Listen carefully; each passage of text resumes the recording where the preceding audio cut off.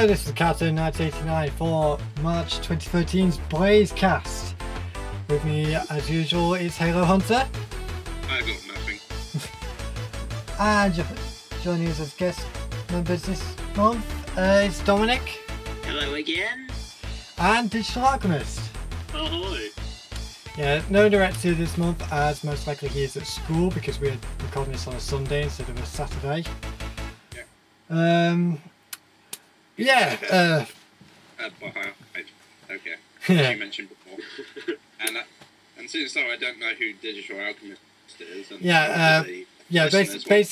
and basically me and Digital were on a Hellfire Comms live stream together, and it was just one of the funniest things I've been involved in. I'm trying to remember which stream it was. It was a great disaster where we had SOS. Yes. It was. Oh.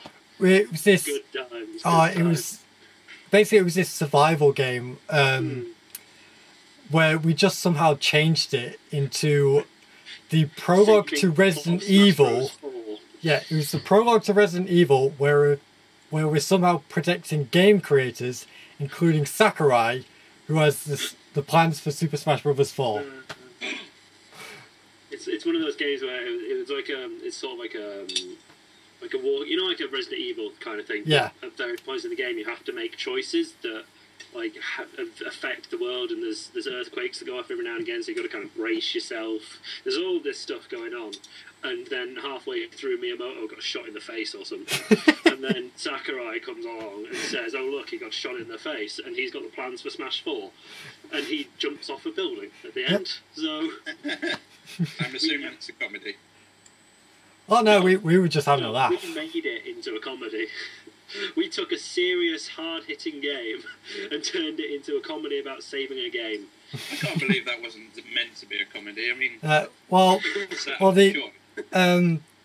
the entire stream was absolutely hilarious, but Entom only saved the ending, which did sort of disappoint me. But that ending was just brilliant.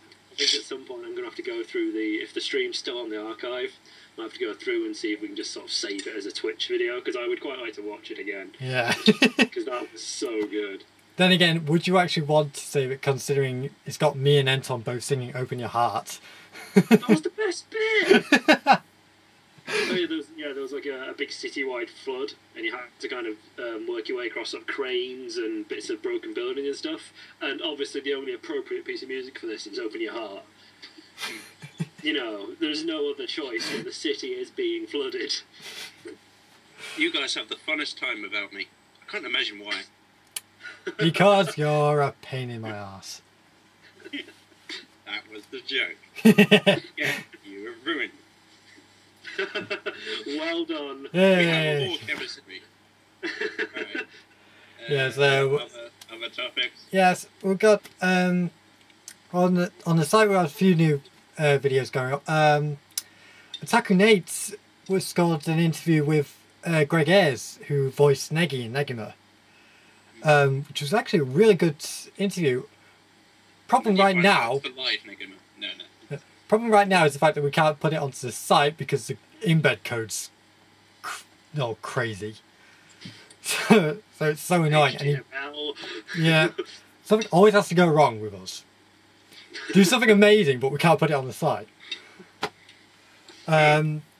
Zizi and Preston have said that they're coming back, but they're a bit slowly but surely, so expecting a few new videos now and then. It's a long hiatus with them. I think they're dead. Yeah. But Junbo has also been keeping busy with a few new text reviews, so enjoying them. So, now to more general news. Well, we had some lesser news, but... Really? Kind of considering me and Dominic were trying to do a Let's Play and it kind of failed. Yes. I blame Hunter for that. I literally did nothing, but I accept the blame. What happened? Sounds like a good story. Well, I tried recording it through Fraps, but for some reason Fraps won't work on my laptop anymore. When I'm present. It still doesn't even work now. It's just amazing. I mean, we were about to do like a co-op Let's Play and total failure, even though it worked perfectly fine before the incident of me arriving, basically. So that's basically the whole story. I mean, I wasn't that satisfied with like the game we were going to pick, but it's like starting off. So what are you talking about? That was the best choice I could think of. What were you going to do? We don't exactly have a lot of choices, and considering your idea, oh, never mind. Just continue. What game were you going to do? Donkey Kong Country. This is bad. I'm just saying, you know, it's limited choices we're working with, so I have to settle. Oh god, I mean, I'll have to start thinking about gathering footage for the summer LP soon. Okay. Oh god, that's going to be a pain because I don't know if my hoppage still works. Clinging on for dear life. I've only really used it once, but that was last summer, and I haven't used it since. I'm going, does it still work? We were considering to steal your what's it called, Spangle? Oh, the Dazzle. Dazzle. We were considering to steal that off you so we can record different games, but now I've just given it away. So I can still try again because I mean you can get Dazzles pretty cheap now. I know that. I've seen one for like £15 around here. Yeah. That sounds reliable, but yeah. Well, they're a lot more useful than probably Fraps is. So I don't really know anything about Fraps. And then like a so. PS4 will have like one built into it or something. It's like Something like that, yeah. But we'll get into that a bit later. just speculating. Believe me, we'll get into that later. Hint, hint. Yeah. So a few little pieces of general news which caught my interest. One of the best series I watched over the last few years, Fate Zero, has been confirmed for getting a dub, and a really good one at that. Oh, yeah. Right. But sadly, You're no gonna say news. Tiger No Blood news of a either. UK release yet. Because considering it's Aniplex that are releasing it in America, and I heard that it was a pain in the ass for Manga UK to get Madoka Magica. What? Madoka Magica was dubbed by Aniplex, and they had Manga UK had such a hard time getting it. Oh, really? This shouldn't be. I mean, they would make more money if they got it. I know, Yeah. but so whether or not they get Fate Zero, and I'm guessing I have a Sword Art feeling- Online as well. I have a feeling the UK has seriously insulted the anime community in the past, and now they've just We must have done. international incidents. Yeah. Something must have happened where we've been blacklisted from every distribution centre.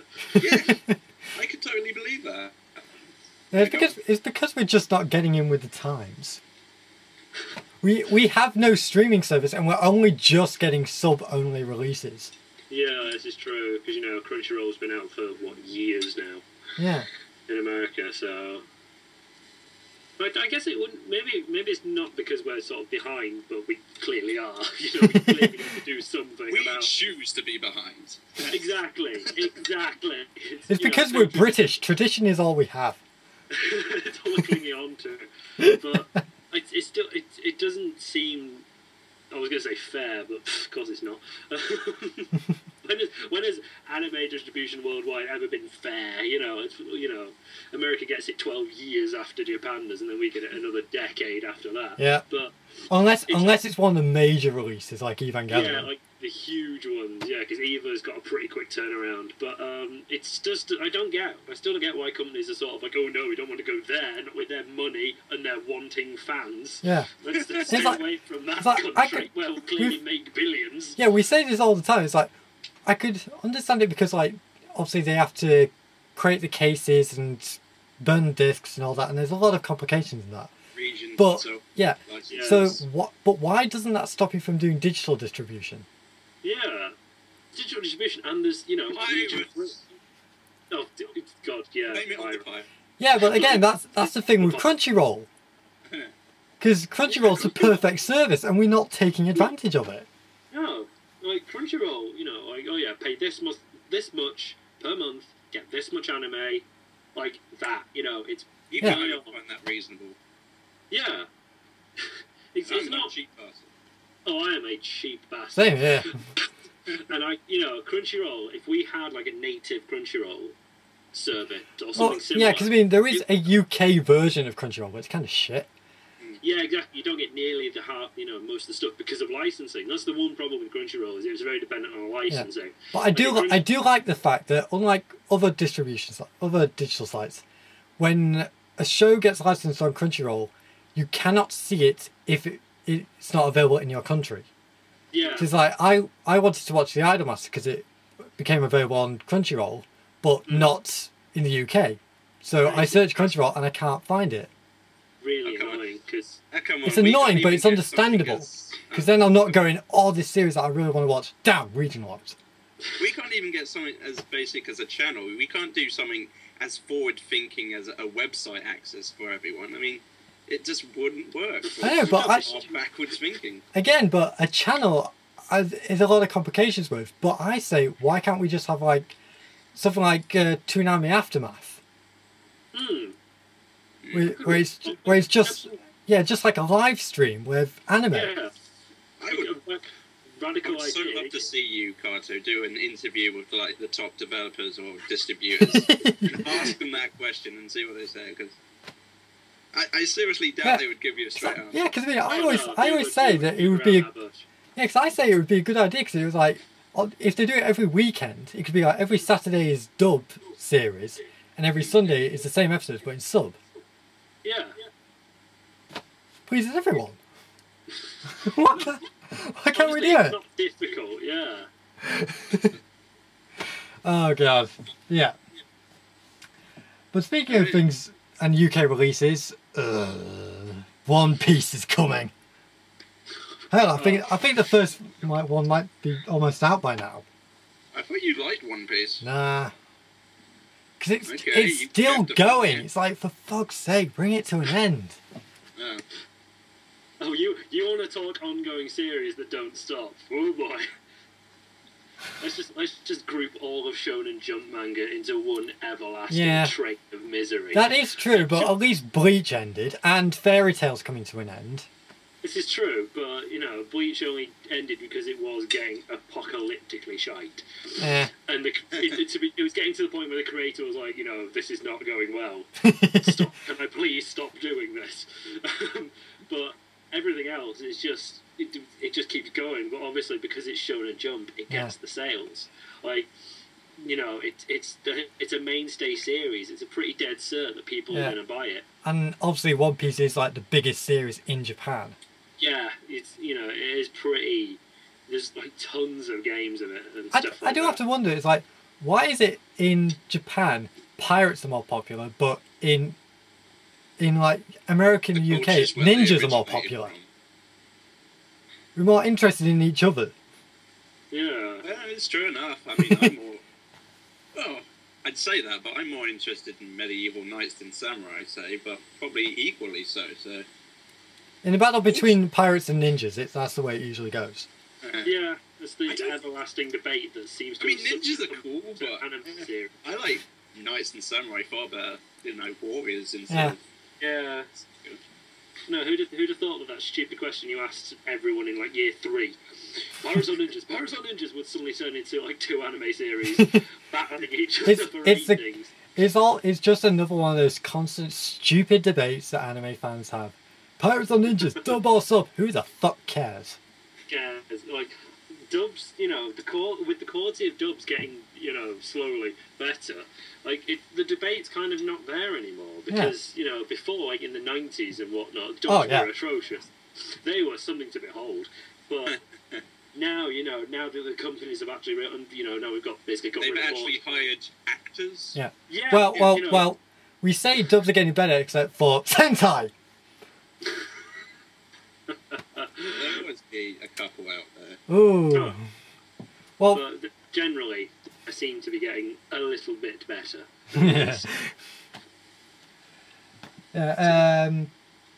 Moving on. Steins Gate has been confirmed for a DVD and Blu-ray release in the UK. It's coming in September. Ooh, cannot wait for that. Yeah. I unfortunately could never really get into Steins Gate, but I have a friend who absolutely loves the hell out of it. I haven't watched any of it, but I've heard really good things, and I'm really interested in seeing it. Yeah, apparently the VNs it's based off are really good as well. Yeah. So it's all round a very good series, apparently. I mean, the only thing which really brought my interest to it is because one of my favourite character designers worked on it. Oh. It does have good design, I must admit. Yeah. I've seen. I love Hook's character design, because he did Blackrock Shooter as well, and I love Blackrock Shooter. Oh, yes, of course he did, yeah. Oh, I love BRS's designs. Yeah. Oh.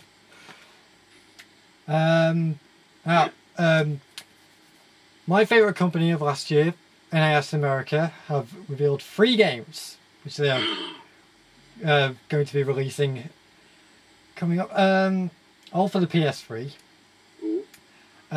First, Time and Eternity, or Tokitawa, as I believe it was called in Japan. It's a JRPG where they wanted it to be very much like you're playing an anime. Yeah. So basically, the character is actually all the characters are actually drawn, and isn't that the same thing as Persona? Isn't it? No. It's not. It's not using like 3D models or anything. Like all the character models and everything, they're all hand drawn, cell shaded. Like someone actually drew them, just put them in. It got like an over the shoulder sort of style. It's very weird. Right. It's almost like it kind of sounds like they're hand drawn sprites, but I don't think it's kind of like that. But they're properly. It's very hard to explain. When you see it, you understand it.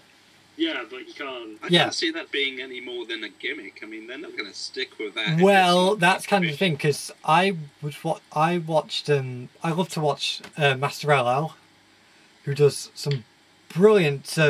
Who plays a lot of niche games, and then puts footage up on YouTube. And he, at the end of last year, he actually called it one of the worst games he's played that year. Wow. Because apparently it's really bland. And that sort of disappoints me, because I thought the idea of the game looks really good, because it's like you're playing as a character who has a split personality and can just kind of switch at will. Like one's better at range, one's better at close combat. Ooh. And the whole story is actually based around time travel. Like you have to. It's very weird. You play as a bride who, on the day of her wedding, her soon-to-be husband gets killed, and you go back in time to try and prevent it. And there's multiple endings depending on the characters. It's so weird. I've heard that trope before. To me, it looked quite good, but apparently from what I've heard, it's really bland. So. Well, you mean it sounded pretty good, because the look, I can't imagine anyone demands that it looks any better like what you were saying earlier, so I can't see it doing all that well. But yeah, like I said, I was excited to that until I heard the pretty lousy reviews. But if you're interested in it, there you go. You're probably still checking it out. Nah. My interest in it is kind of gone. Second one, however, really caught my interest. Disgaea D2. Ooh. Oh, yes. Ooh, Disgaea. I fell in love with Disgaea 4. And I loved the anime. The anime was good, yeah. Yeah, Disgaea D2 is actually a direct sequel to the original game. Oh, right. It's not going to be like... Because I believe there was somewhat sequel which continued the story, but that was... I believe it's... I don't really know, but apparently this one is a direct continuation of the original game. Oh, so, yeah, I think there were sort of spiritual sequels more than actual ones. They didn't really continue the story. Yeah. So yeah, we're going back to playing as Lahal and Etna and Thrawn and stuff like that. Though I will admit, the thing which caught my interest about this game, more than anything, has been what they've revealed for the story. Oh yeah. Because they say that at a certain point, Lahal gets turned into a woman. And why not? I just burst out with laughter, because I'd only just recently watched the anime, and I'd remembered that Lahal kind of has a fear of women. Yeah. So now he's been turned into one. I'm like, oh god. What a convenient Rule 63. Oh yeah. I'll take that. Yeah, and obviously when people found out, they're going, will there be a, does this mean there'll be an alternate ending where he stays like that? Knowing Disgaea, there very well could be. But I'm like, oh god, I've got to see this just for that alone, because that's just a great sense of humour. Yeah, that does sound brilliant. And because I actually thought it was a Vita game, but now it's PS3, so it's like, oh god. Oh, good. And the last one they announced is very Disgaea-like. I believe it's made by the same people. It's called the Gilded Fate Paradox. And it's pretty much the same as Disgaea, but whenever you move a character, all your enemies move at the same time. Oh, right. So it's a lot more. You've got to be a lot more strategic in where you move your characters. It's less turn-based. Yeah. And more sort of sync. Yeah. That sounds pretty good. Yeah. I do like the turn-based options in games. It's so much more control, and it's not as intimidating for those who don't even understand most real-time events. Yeah. Yeah. Like, if you mix sort of turn-based and sort of action combat. I mean, make it optional. It's fine. Yeah. I mean, I'm trying to remember. There was. I think it was one of the Final Fantasy. I think it might have been 13 or 12 or whichever. Oh, no, it might be 12, where you can decide to either have action combat or the more turn-based menu type. Yeah. Which was quite nice, actually. You know, that was slightly when Square Enix still kind of had ideas. Yeah, it was when Square Enix. Yeah, they still slightly cared about the end product. But yeah, I mean, I don't really know what to think of it, because it's like, it kind of looks interesting, because from what I know of the story, it's like you play as a guy who turns out to be God. Oh, just wood. Okay. That's pretty much. I believe that's the story. That's all I really know. But what I kind of like is the fact that Disgaea is obviously all about demons and the underworld and stuff like that. Yeah. Gilded Fate Paradox is set in heaven. Ooh. What problems could you solve in heaven? Oh, an angel's harp's broken. Quickly fetch some string, Yeah, and then take it to the divine fountain, and then bring it back here, so you can take the harp and the broken string to the repairer, and then bring it back to the angel. Yeah, I kind of know this will I prefer Disgaea G2, but I hope they do it for Gilded Fate Paradox as well, because with Disgaea 4, I've had it for a while, but I've only just recently gone into the end game. Yeah. Like the post game, really. And there's an extra story, all centered around a character whose game was cancelled. Huh. I think she's called Usagi, something like that. And basically, she was originally she appeared in one of the previous games as like a cameo. Okay. Because her game was actually going to get released. So it was obviously meant to be for publicity and stuff like that. Yeah, like a hint, yeah. Yeah. But apparently her game has actually been in development hell since then and has still not been released. But she's continued to make reappearances in other Nipponichi games. Oh, that's alright. And in every single one, she's obviously got a different personality. But I loved it in Disgaea 4 because when she appears, she's actually still in like a 2D sprite, whereas all the other characters are like in high-res artwork. Oh, Literally, her game has been cancelled. I don't know. I believe it. I believe it has actually been cancelled now. But no, I meant a character or a literal game that was meant an to be... actual game. Oh right. But the thing I loved about it, because it just showed that sense of humour again. yeah. Because she actually appears and apparently she didn't get the memo that they were going HD. Oh. Oh. I love that sense of humour. I mean, you can, and something I loved is they did actually make a high-res version of her model. and they put it up as DLC, as free DLC. Oh, right. So it is there, and I do love that. But that sense of humour, I love. And I'm hoping that she makes an appearance in Gilded Fate Paradox as well. The idea of a memo being passed around, right, on the 25th, we're going HD. Yeah. Get ready. Get your polygons sorted. Yeah, I just love the Disguise series, and I love Nippon Ichi. They've been doing some... They do make some great games. Yeah. And that's kind of why I love Nippon Ichi America, because even though, yes, they're... Where they put the money is sort of questionable, but they do still release... They are kind of like the only company releasing these quite funny games. Yeah. They get a deal in comedy. Yeah. Especially if you love RPGs.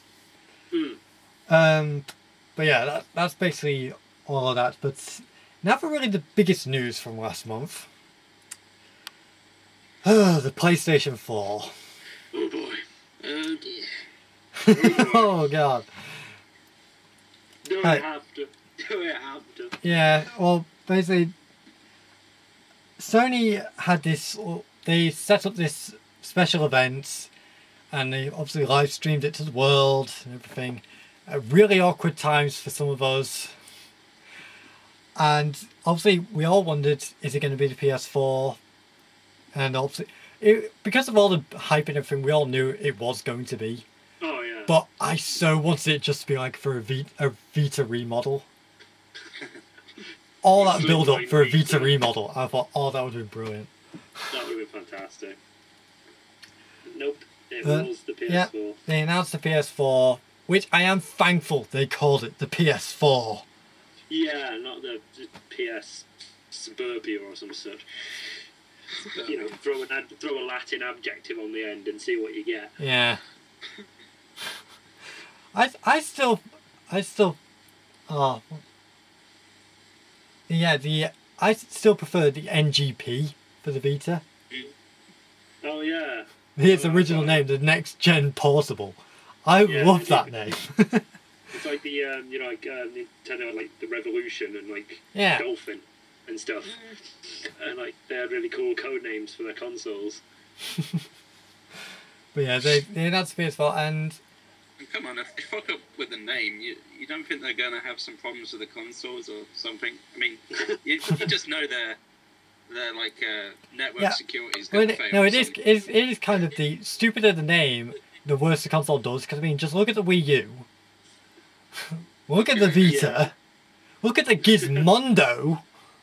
Well, the Wii in general too. Yeah, it's like, guys, honestly, don't worry about the name. This thing's got some kick-ass stats. I don't care. You get with the stupidest thing ever. I'm not walking into a game store and buying that. Yeah. Good point. It's one of the first bits that marketing has to relate to. So yeah, fuck that up. So what did we learn from the PS4? Well, they pretty much said that the PS3 was a piece of shit. They practically outright said the PS3 is a piece of shit. I kind of knew that. Yeah. The only thing I find quite hilarious is that my brother brought a PS3 just before, 1 or 2 months before the PS4 was announced. It's like, really? Perfect timing there. Well done. Yeah. Well, it still might have been a good idea considering the fact that the PS4 is not backwards compatible at all.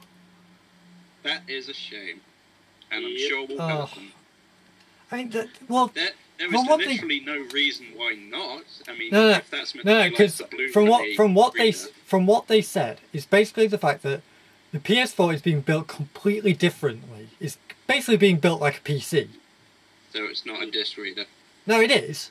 So it could have done backwards compatible. No. Yeah.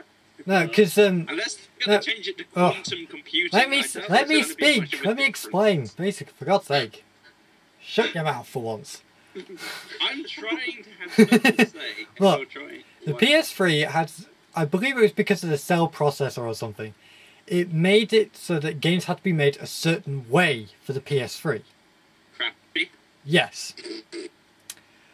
Because the PS4 is being built completely differently, it means that all PS3 games cannot be played. It makes them incompatible. What they have said, however, is because of their deal with Gaikai, they are planning some sort of backwards compatibility. Is it going to be one of those like add-ons for like the Jaguar that they used to have? Knowing Sony, it could be. Yeah. Yes. Let's just hope they do a better job than Atari did. Yeah. Yeah. But yeah, they basically said that sometime down the road, they're going to add some sort of cloud-based system which allows for backwards compatibility. Oh, yeah. Oh, like downloadable games, right? Yeah, like what Yeah, they did on the but that's Vita, the really, thing. was That could like, work. That's the thing, we don't know how it's going to work. Is it going to be If as... they have that many Well, great PS3 well, games. Is it going... We don't know whether it's going to be either one, we put our old discs into the machine and it recognises it, and then it obviously plays the game via the cloud. Yeah, because the real issue was you Or- bought the games. Yeah. We have to go into the PlayStation Store and repurchase the games. Which will be most likely. Yes. Which, yeah, considering what happened with the Vita will be most likely, because the Vita, you could play with your PSP stuff backwards, you just had to re-buy it off the store. Well, yeah, that was kind of Assuming understandable because they didn't make a UMD reader. Free. Yeah, I still hate that. Yeah. I don't have a Vita, and I don't really plan on having one, but if you bought a Japanese Vita and you had your PSP games, you could tell Sony the barcodes, and they would say, alright, you've got this game, this game, this game, here, have the download codes for them. You got your Yeah. PSP games for free. Yeah, And then America and Europe, they were like, fuck you guys, you got to buy them again. yeah. What they should have just released like a UMD reader for either the PS3 or the Vita, so you could just put a UMD into it. There you go. Yeah. Yeah. I bet you that's what they'll do for the PS4. They'll just like release But you their see, own Karto, kind of that's the external solution. DVD. Yeah, that's something logical. So what's they do? I do it. Yeah. They're allergic to the few bits of money they could actually squeeze out of the PSP. Yeah. I just don't know if it's money they're allergic to or success, because Well, that's kind of the thing, because I will admit, they do make business decisions to make money, sure. no, because I'll admit, Success. after the success of the PS2, Sony's egos went way too big. Oh yeah. And it was Yeah. easily on show at all their E3s. You can so tell that they were up their asses. Yeah, From a marketing point of view, they wanted to come across as like the Ferrari of like consoles. Yeah, They wanted and obviously top quality. they were so stupid because it's like they had a handheld nobody wanted to make stuff for. They had a main console which was hard to develop for, Yeah. and they were still acting like they were the biggest things in the world. And they kind of gone back on themselves. Like I Yeah. said, from a market point of view, there was logic in what they were doing. It's just no one was buying it. Yeah, but I will say this, for the PS4, when they announced the PS4, they did it a lot better. They were being Yeah. honest. They weren't Yeah. they weren't trying to act like they're the biggest things in the world. They were just acting like they should be. Yeah, it was honesty, but I think that was more of the fact that what they were doing at the conference was just showing off the tech. Yeah. Well, I kind of liked it, the fact they- that it wasn't actually the usual people on stage. And it Yeah, apparently it was wasn't like- the it was usual like- people making the it was decisions like- for the PS4. So, Yeah, it was kind of like the devs behind some of the sort of lesser titles, Hmm. and that one guy who really liked cars. yeah, oh god, yeah, we'll get into that soon. But no, when the guy came up and sort of said, right, we've got 8 gig dedicated RAM, we've got this graphics, we've got this CPU and stuff. That was actually kind of interesting to listen to because it was something you'd not really heard. Yeah. Because obviously they don't bring that shit up at E3 because you just don't. Like E3 is literally we're having this game, this game, this game Yeah, at I mean, launch. The other just- bastards aren't having it ever. Yeah, I mean, I think the biggest problem I had with the whole conference was the fact that while, yes, they did show a lot of interesting things, they didn't go as in-depth as they could have done. No. And that's kind of the thing, because we know for a fact they're not going to be going as in-depth at E3. Because they're going to have to really prove what the console is capable of at Yeah, E3. I think what E3 is going to be is much more about the games and what Yeah. the system can handle rather than the actual system itself. So I think this conference was kind of their chance to sort of say, look, this is what we've got inside the machine. That But- you'll see things Yeah, running but on they the kind of E3. didn't, because they started showing off loads of games. It's like, oh, Yeah, it was. I think the problem with the conference, like I think the reason it was most disappointing was because they tried to put too much into it. Like they tried to explain the specs, the stream system, the social aspect of some of the games on it, but you just can't squeeze that in because E3 is specifically designed for the game. Yeah, because they pretty much glanced over the new user interface. Well, it looked like shit anyway. But yeah. I mean, that's the thing. It looked like absolute crap. Yeah, because, loads of people apparently have a problem with the PS3's interface. The cross-media bar. I like the XMB. I like it. The XMB. And they're getting rid of it. And it's like, what the fuck are you doing? Yeah, like, I thought, just system. Yeah, I thought the cross-media bar, it was good. It could have used improvements, yes. But it was very easy to navigate. You could find things very easily. It was really useful. And it was customizable. Yes. Yes. That was another thing it had up its street. Like the Xbox dashboard is customizable. But yeah, all the little icons in the background. That was so cool. Yeah, but as far as I'm aware, the dashboard isn't user customizable. You get themes for it. And yes, you can get themes off the PSN, but they released their own kit, their own tool to let you make themes for the PS3. And it's that kind of customizability that made sort of the PS3 a lot more of a personal console. And the fact that you could organize everything, like all your games and that into folders. Yeah, you could have custom folders, which was really nice. You could have by system, by date, by age rating, and then if you wanted to put in separate folders, you could do. And same with all your music, your photos, your videos. Everything was so uniquely organised, so that you can make it exactly how you wanted everything to be. Yeah, and now they're just basically mimicking Microsoft. Yeah, it's essentially just one flat menu, which looks horrible. I really hope they change it. Because it looks like you're going to have to be scrolling all the way to the left or the right, and it's like, no! Yeah, it's like the new PSN store. Like, that work, it's basically the same as what the PS4, UI looked like. It works on the PSN store because it's a linear system. You're looking for specifically... Yeah, I still have a problem with the new PSN because it takes up... the icons are so big that they take up so much of the screen. It's like... Argh! But I kind of liked the older sort of just grid system. Yeah. But the new one, to me, feels a lot easier to get around. It feels a lot easier to navigate, probably because of the bigger icons. But, like I say, because it's a store, you expect to have large icons and whatnot. So you expect to be able to see stuff, but the new UI just looks atrocious. Yeah, I can understand the fact that they want to add in more stuff, like all the social applications, stuff like that. No, don't get started on social applications. We don't need social applications on our games. If we want to play multiplayer, we will buy a game specifically for multiplayer. Don't chum me into playing multiplayer. Yeah. And that the backseat gaming. Everyone instantly pitched it. Yeah, I really got confused with that. So you're letting other people play my games for me? Yeah, essentially, yeah. What you're doing is you're saying to them, right, I'm stuck on this bit. You've got a controller, you've got a PS4, come on in, take over and do it. But yeah, hey ho, that's just my opinion.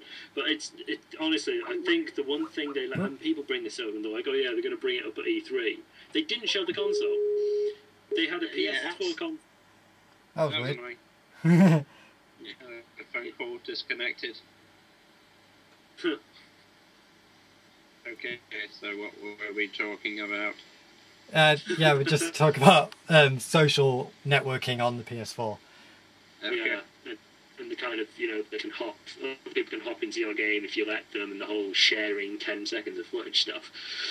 But yeah, they didn't show the console. They hyped this event absolutely the fuck out. Okay, so we just talk about the social networking in PS4 and stuff.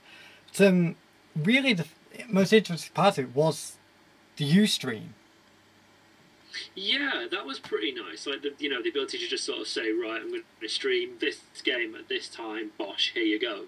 Yeah. But everyone was like, why did you not use Twitch? Yeah, exactly. Here we are streaming. I loved the fact that they were actually streaming the conference on Twitch.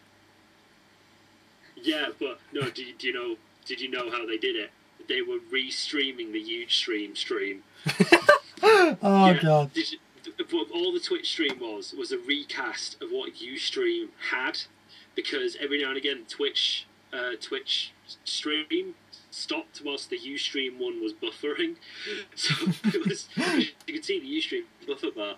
So it was just them basically transplanting it onto Twitch. And it's like, no, you can't do that. That's not how this works.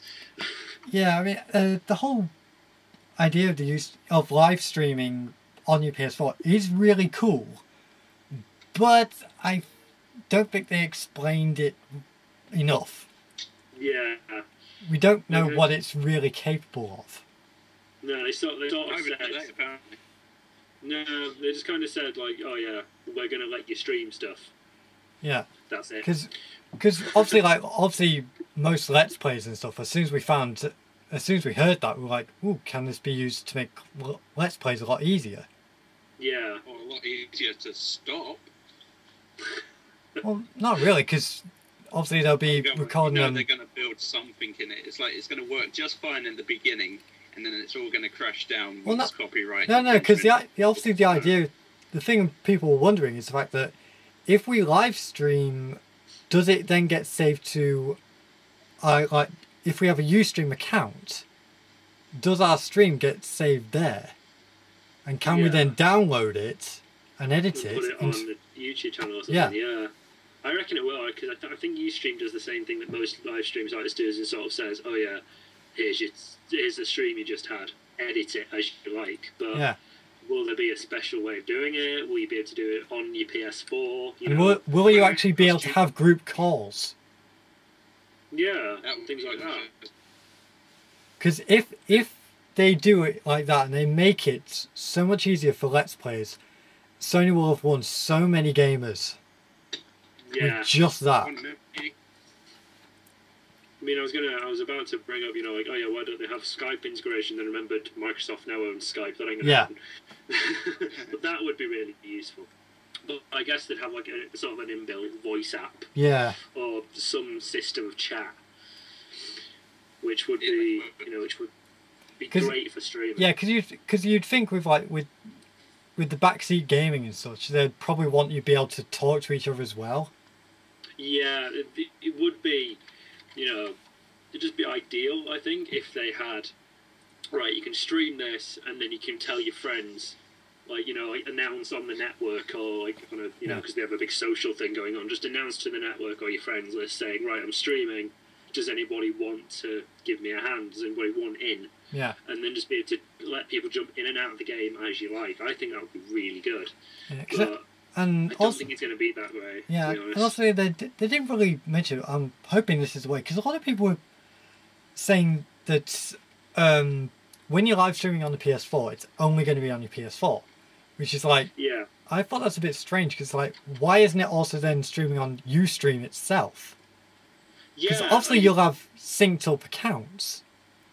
So surely whatever is streaming on your PS4 will also be on Ustream site. Yeah, but it's really, I think they really need to explain more about it. Like they just didn't. Yeah. Like again, this is why this is kind of the biggest problem I had with the conference is the fact that they got the basic details, but they didn't go as in depth as they really should have done. Yeah. I would have said they got the vague details, not even basic. Yeah. Yeah, they literally just said, oh, look, you can stream stuff. All right, bye, next thing. Yeah. They didn't press on it at all, which I think they did. I mean, we've got this guy making highlights and, showing me that shit, but streaming? Nah. Maybe. I'm going to show you. Yeah. Yeah. So what did you think of the new look for the controller? If I saw an image of it, it would have been helpful. I'll look one for you. Yeah. It's more or less the same as the DualShock, as the default controller. Yeah, it's the same kind of style. So it looks like it holds the same. For some odd reason, there's a touch screen where the start and select button used to be, and there's now a share button, and I can't remember what the other one is. But basically, there's no start and select anymore.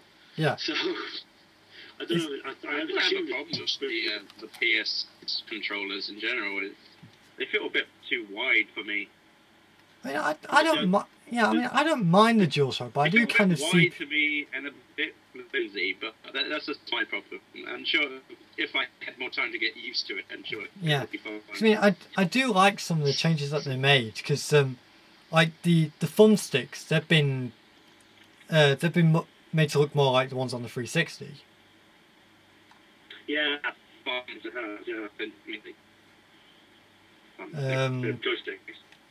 Yeah. I want to make fun of that.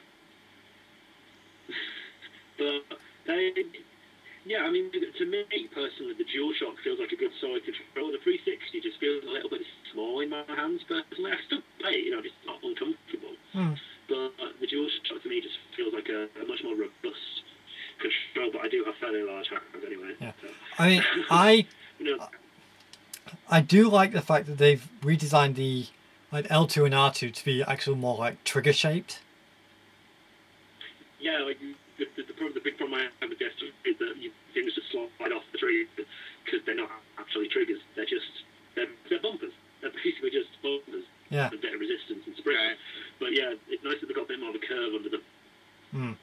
Because obviously trying to play a first-person shooter on the PS3, it's just not comfortable. Yeah. No. So that should really fix a bit of a weakness I think the PS3 had. But I do have to question this: why the fuck did they attach a light bulb to it? Yeah, I was about to say that really necessary. You already have the arbitrary move controller. Where the hell have you put one on my standard controller? Like, what is the point of this? They said the point is the fact that so people can easily define which controller is which. Yeah, I like that idea. That's a nice idea. Problem. Well, for me, the biggest thing is you've got a touch screen. So why don't you put like a little mini lights or number behind, within it? Which just said 1, 2, 3, or 4. Touch screen in the front. Yeah, touch screen in front. It's the same as the back panel. Well, that is pretty cool. But I mean, I like the idea of easily identifying players. But in theory, you'll know anyway because you're playing with friends. You'll know who's who anyway. Yeah, and really, there was never a problem with any other console. It was never a problem when wires were a thing because you could see where the wires were going. Yeah. Like multi-tap everywhere. Oh, it's like 1 second of like the Wii remote. It's like, it's your player. Oh, it's your player. And switch it. It's not worth putting a light on to waste more battery power. Yeah. Well, not only will it waste more power, it would also make it even more expensive than the already quite expensive PS3 controllers. Oh, official PS3 controllers can be trying to cut down the cost. I rank away with how expensive they are. They're still so expensive, and this system's 8 years old? Yeah. It's an old system, and they're still charging you out the nose, like 35 quid for an official controller. Like, I think even Microsoft with the smart ones and bumped their prices down. I think Nintendo did as well. Yeah. Just a little bit, they lessened the cost of their controllers. Yeah, a controller should never be more than £20. Yeah, especially so vital to play the goddamn system. You need a controller to play the system. Don't put people off. At least an optional, cheaper controller, like without the touchpad or whatever. Yeah, if you wanted a wireless controller, then pay extra. But if you wanted a wired one, if you didn't mind that, I want a wired one to a wireless one. I can't stand wireless controllers. Yeah. I mean, the PS3 battery, the controller battery life in a DualShock 3 isn't bad, considering how much I use it. But I only ever have to plug it in every now and again. But still, I don't see the point of having to plug it in when I can just be wired in the first place. Yeah, I mean, I've got my PS3 controller constantly connected via the USB. Yeah, which I will admit is a brilliant idea. Yeah, USB compatibility. Yeah, like just a standard mini USB port. Well done. Yeah, instead of having batteries like the stupid Microsoft ones. Although, when I first saw that it was a mini USB, I was like, what? Sony using easily accessible technology instead of some arbitrary shit they've made? Yes. Get out. Like, the Vita's memory system can fuck right off. Yeah. Frankly. Just, oh yeah, look, we're not going to let you use mini SD, we're not even going to let you use the old, whatever it was that the PSP, you've got to buy brand new memory that will cost you arm, leg, and testicles Yeah, because to buy. it's like, what, I mean, like, think about it. Last time we used, like, dedicated memory cards was really the PS2. Yeah. But those were incredibly cheap. Yeah, like a tenner, tops. Yeah. Like, a standard. The nice thing about the PS2 memory cards is that they were a standard size, 8 meg. That was it. That was all you could get unless you went third party. Well, yeah, because I mean, I've got one which is 16 megabytes. So. Yeah, like if you went third party, you could get probably like a gig. Wouldn't surprise me. But Yeah. But the thing about the official ones is that they were still relatively cheap. Like, how many have I got? Hang on, how many have I got hovering around? Yeah. I've got two. I've got two PS2 memory cards, and that's all I ever needed. Like, no matter how many PS2 games I had, 16 meg. Not like the GameCube memory cards that are like 2 games and it's in. Oh yeah. Yeah. What have I got here? I've got a 59 block. I've got 6 GameCube memory cards. I've got 2 59s and a 251. And I love the fact that I've actually got one which is dedicated solely to the Sonic games, and there's still not enough. I have. That is same here. Yeah, but it's just the other thing that confused me about the GameCubes was like the arbitrary numbering system, like 59 and 251. What? Like, what memory file type are you using here? Good grief! And then the PS1 had 12 kilobytes or something. Next to nothing. I still say the best memory unit is Dreamcast one.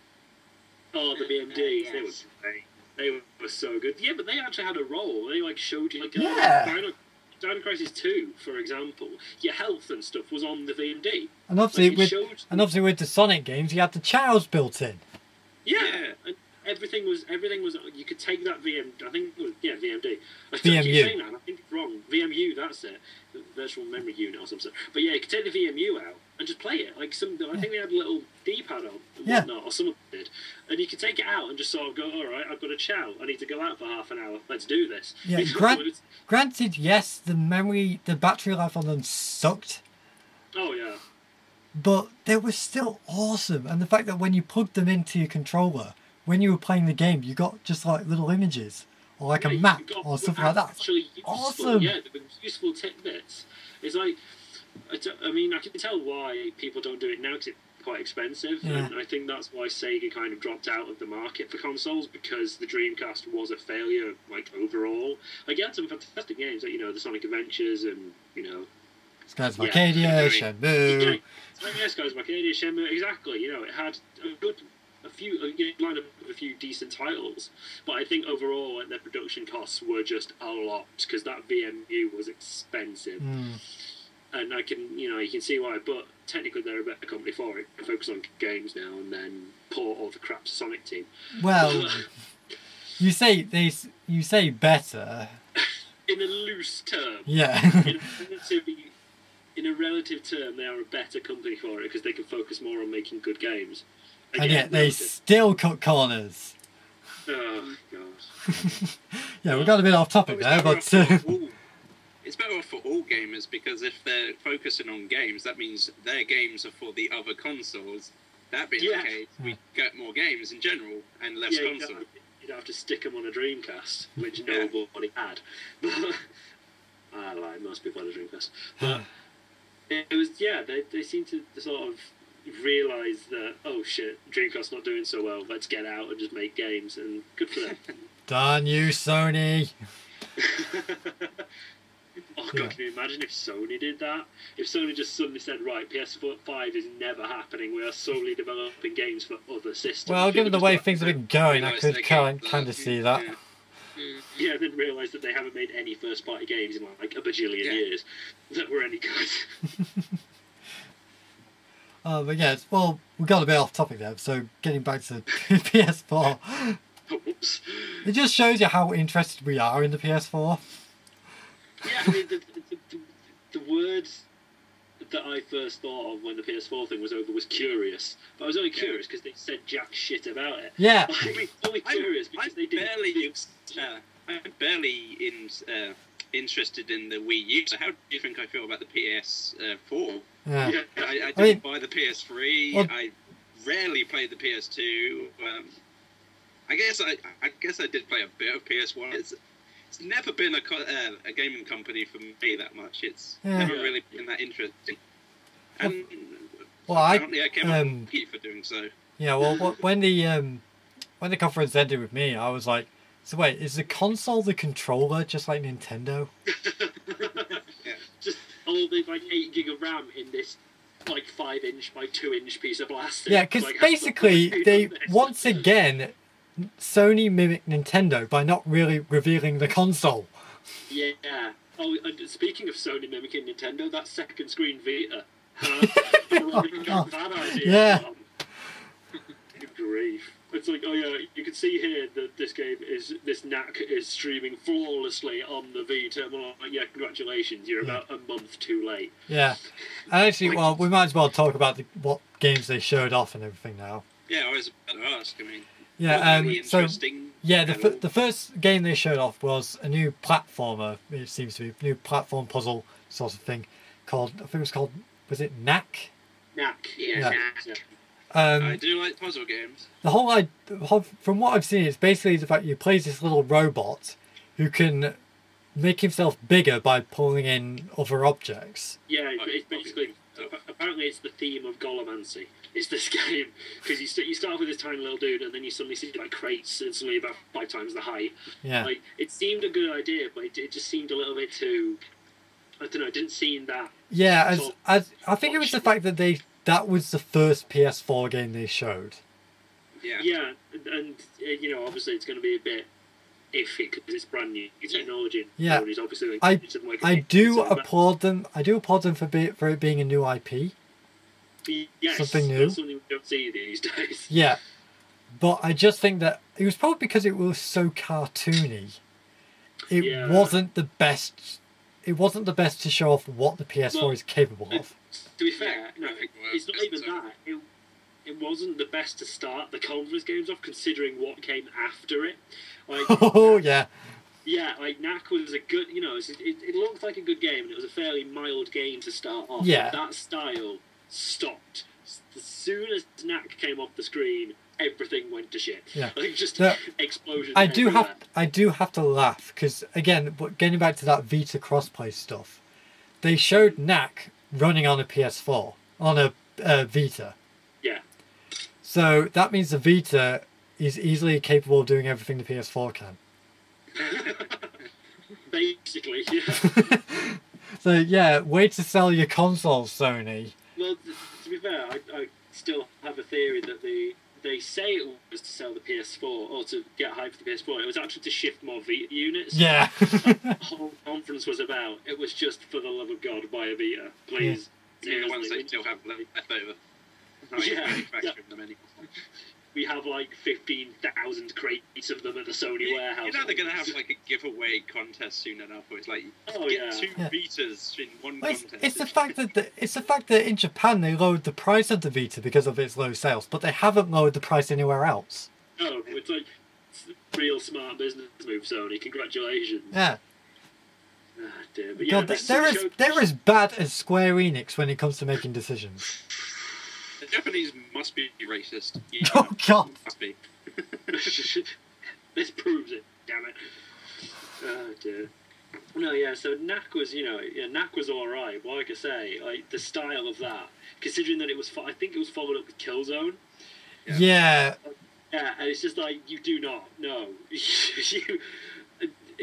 But to be fair, Killzone at least had colour, which I can applaud it for. Well, I've never really been interested in Killzone, so that didn't really do much to me. Yeah, but I liked the first one. Like to be fair, the reason me and my friend loved the first one so much is because the physics in the multiplayer just don't exist. Like, you shoot someone because you've got a machine gun, but you've got a secondary fire that's a shotgun. If you go within like a foot of someone and shoot them, they just literally fall to the floor like in a second. And you find people splayed on rocks with like arms in faces and whatnot. Like the ragdoll physics engine on Killzone is a sight to behold. Quite frankly, it's glorious. I wish all games would continue that system. In Killzone 2 and 3, they, obviously improved it.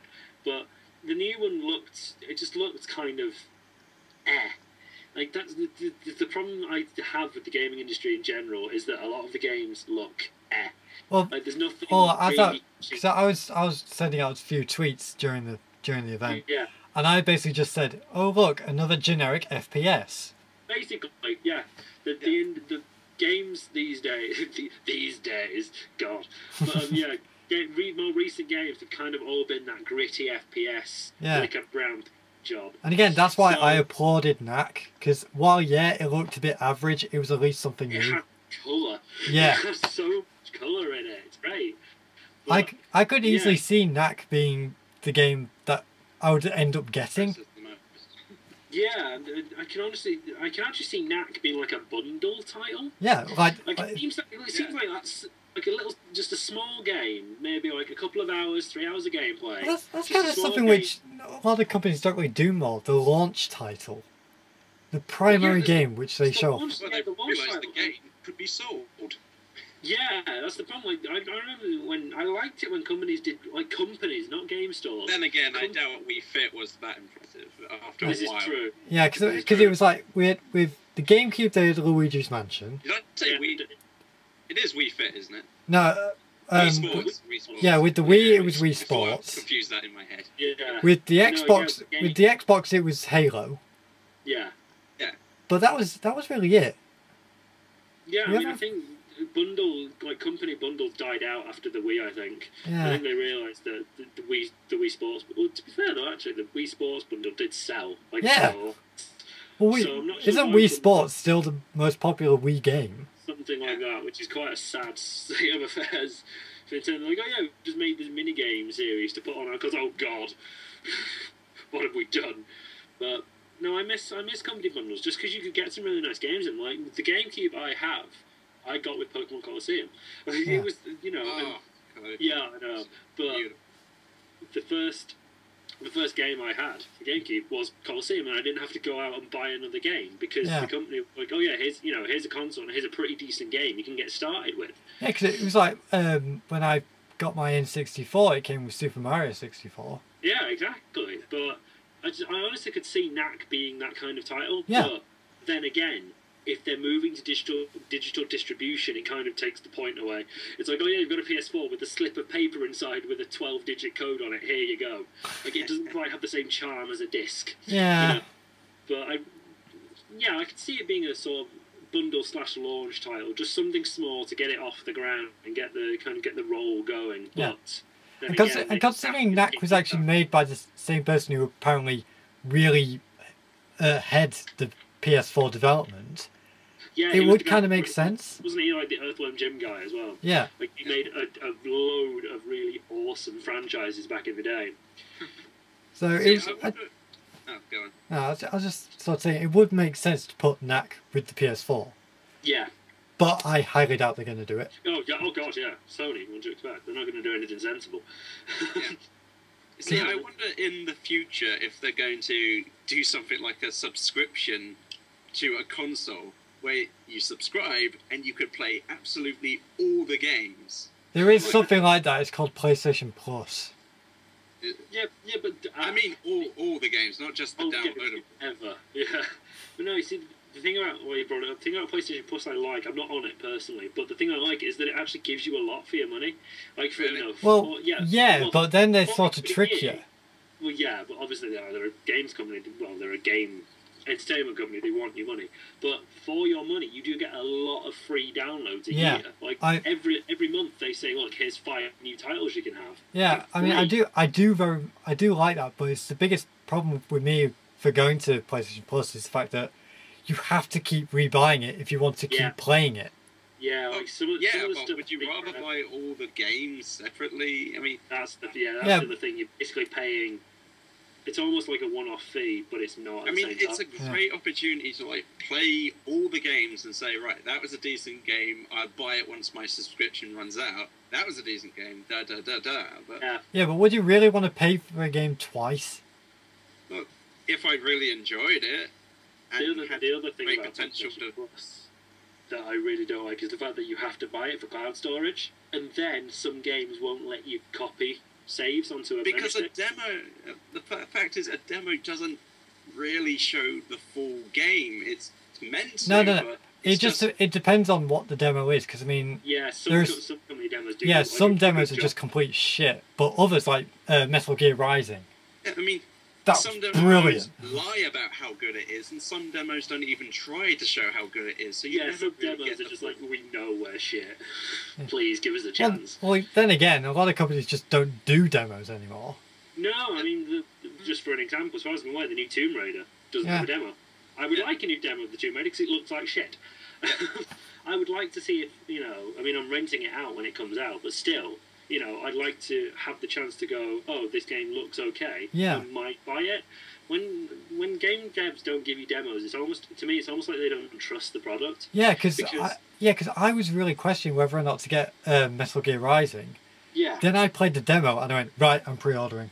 Yeah, see, I knew I was going to get Rising because it looked great, and I personally love Raiden as a character. And then they were like, oh yeah, here's a demo, and I was like, right, I know this is a good choice. I know me putting my money into this game is a good idea. So I think demos serve a lot of purpose. Not only do they, like me, sort of sell a game further and sort of go, yes, I made the right choice buying this or pre-ordering it, but for just random people who even if you just want something to play for half an hour, you can just jump on a demo and just play it. I mean, that's something they kind of actually did bring up at the PS4 conference, saying that you will actually be able to try any game. Oh yeah, you can sort of press X and it'll sort of stream in the background, and you can play as much of it as you like. Yeah. To a point. Yeah, it'll be like a timer Yeah, counting down, like a something 10 like that. minutes of it or something. But the other thing I liked is that apparently on PS4, when you download a title, it downloads in the background as you play it. So as you're playing through it, it's downloaded like another 20% behind. So you're constantly playing. That is pretty cool. Yeah. You don't. Apparently, that's the aim at least. But you don't have to wait for it to download. You can literally just jump in, and it will download itself as you go, which is pretty nice. So I mean, like I said, it's got a lot of good ideas, but we don't know what it's going to do with it. Yeah, it's a lot of theories on paper at the minute. Yeah. But yeah, just getting back to Killzone for a second. I thought that demo went on for way too long. Oh god, yeah. It's just and the bit at the start when it was all like in the first person, you're sort of watching that guy help the woman up, and then he suddenly gets a pistol out and shoots him in the face. He's like, oh no, I didn't see that coming. Yeah. It's like a traitor in the ranks, God forbid. It just went on. I mean, I will admit, the fact that it ended on that shot and you see the entire city. That was pretty cool. Yeah. That was good direction, but they waited too long to get to that point. Yeah, I was half asleep. I was going, can we just get on with this? Yeah, by the time they finished, yeah. But what was next? Was it? It was Drive Club. Oh. Yeah. Yes. It was, Drive That was just hilarious. Oh my god, you can feel the leather as you slip into the car. Maybe because I'm sitting in a leather chair right now. I mean, honestly, I know maybe 2% of the population of driving gamers play first person. Nobody plays driving games first person because it's very difficult. You can't keep an eye on everything that's going around you in a first person view. Yeah. You just can't. And the fact that they won't let you go into third person, like Drive Club is locked into first person, apparently. Won't? That is that's going to fail. And it was out. that was just so stupid because it was like they were trying to say, "Oh, it actually makes you feel as if you're actually in the car." No, you're not. Yeah. You're sat in your mum's room, playing a game. Yeah, you're sat, like crisps at your feet, can of Coke in your hand. I mean, if you did feel like you were driving, you would feel like you were a very irresponsible driver. Yeah, it's just like, oh god, what am I doing? But no, it's just, I get that they want to make an experience, then be like, oh yeah, look at this carbon fibre on the steering wheel. You can see every goddamn fibre. Yeah, but to be fair, I mean, what what presentation like that doesn't say that? It's like, remember the old piloting games? It's like, you're really inside the cockpit of a. No, No, you're not. At least back then, it was kind of more just for fun. Excuse me. Here, they're trying to be serious. Yeah, the thing about it is they're trying to sell the game on it, and they just throw in some drugs so you might actually delude yourself into Yeah. Because that's about the only way they can Yeah, get it was just free cocaine. it was just so stupid. Like, they were trying to make this sound like the ultimate racing experience. It's like, no, it's just another racing game with really fancy graphics where it doesn't need to be. Yeah, How about a story? Yeah. Yeah. No, It was basically what it basically was. It was Sony trying to get away with not showing a new Gran Turismo. yeah, oh yeah, like clearly, because GT5 was an atrocious piece of kit. Like, oh yeah, here, have a prologue for 7 years. Yeah. But oh god, they really mucked up Gran Turismo. I never liked Gran Turismo, but at least I'd play it over this Drive Club thing. Yeah. No, GT was okay. Like, I'd much rather play Forza. That's my type of racing. Yeah. Oh, I'll tell you what isn't a good racer. While we're on the topic, Ridge Racer. Good grief. That's like, you want to turn a slight corner? No, drift. You must drift around this corner. And then again, that's kind of the same thing as Sonic All-Stars Racing. But that game's fun. But in All-Stars Racing, you can get around a corner without drifting. You're Kinda. just not supposed to. You get bonuses for doing it. Like, Ridge Racer just forces you into doing it for no bonus whatsoever. But yeah, I mean, then they actually showed you driving, and it's just basically blur. yeah, like, they clearly ramped the motion blur on that engine right up. Just, it looked horrible. I will admit, the only thing that would actually make me somewhat interested in that game is if it had a crash mode. Oh yeah, first-person crash in like HD. Yeah. That would be awesome. Literal person health bar. Oh look, I can see my vitals flying out of the windscreen in glorious 1080. Thank you. Bye bye, spleen. Oh look, that's my oh. Oh, dear. What was after Driver Club? Oh, wasn't it Infamous? Yes. Which, Yes, infamous second Oh son. god, that was so stupid and creepy. like the first Infamous, I loved. Like, I got it when in Sony when the PSN went down for like a month. Yeah. I got some free games. Like I got Infamous then, and like kind of really enjoyed it. I wasn't massive on it, but it was a good idea. Yeah. It took the moral choice system to an actually tangible level where you actually had to go one place to do the bad choice or go to a different place to do the good choice. It didn't just give you the option. You actually had to do something about it. Yeah. Infamous 2 was a bit crap. It's like, oh yeah, the guy from Infamous 1 killed this dude's dad, and I suddenly have his powers. What? And then this one's just, yeah. Well, I don't see. I mean, I've only played a bit of the first Infamous. I mean, like I said, I do have it, but I just haven't really gone back to it. I do kind of like it, but I had no interest in this new one. I mean, but what most people were really going to take away from it was the guy introducing it. Oh yeah.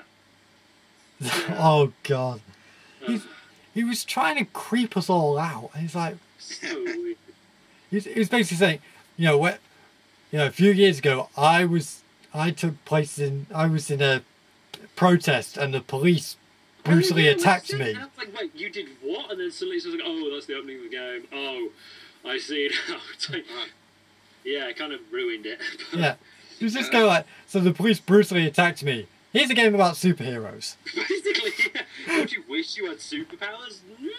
Yeah, but not in this way. Yeah, that introduction was so fucking creepy. Yeah, I think when I first saw it, I think the first tweet I said was, "Oh God, please let it not be another government controlling game." Oh fuck, it's another government controlling game.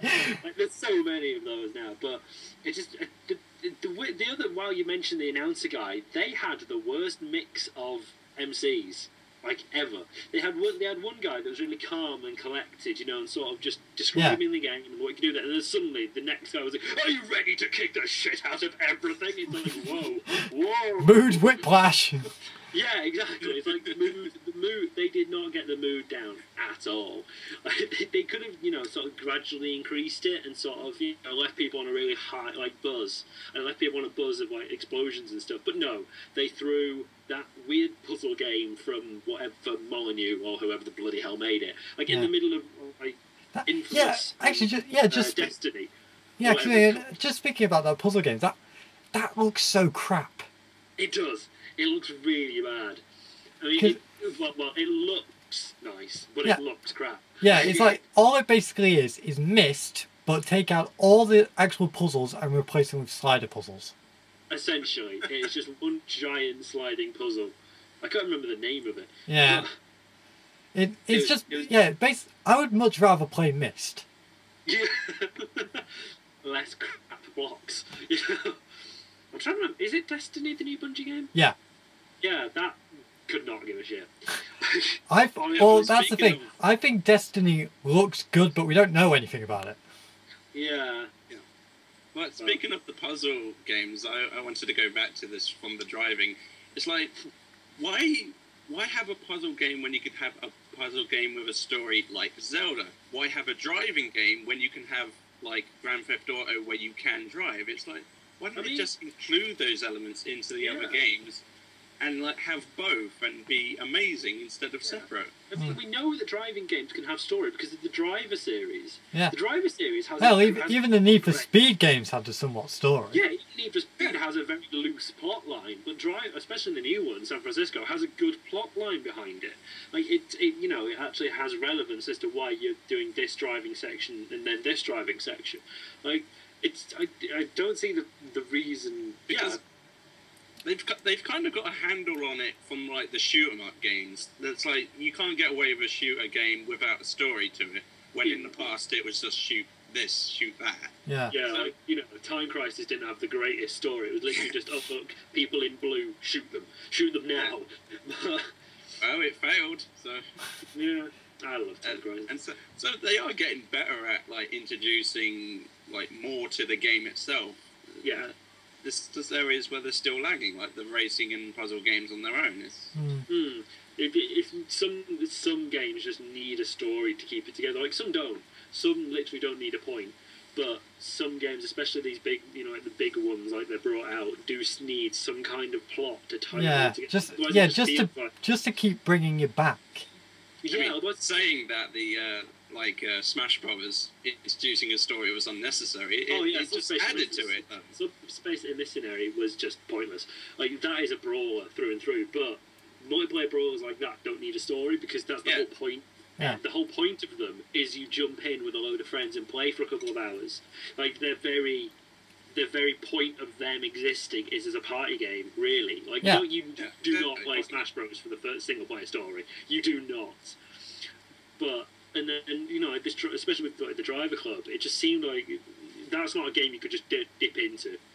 That seems like it needs a story behind it because it felt like an experience you needed to sort of be tagged along with, rather than sort of go, oh yeah, I'll play this for a half an hour while I'm going to kill some time.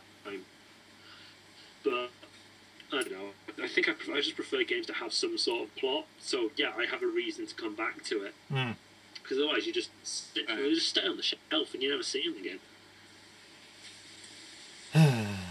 Next topic. Yeah, I'm trying to think what came up next.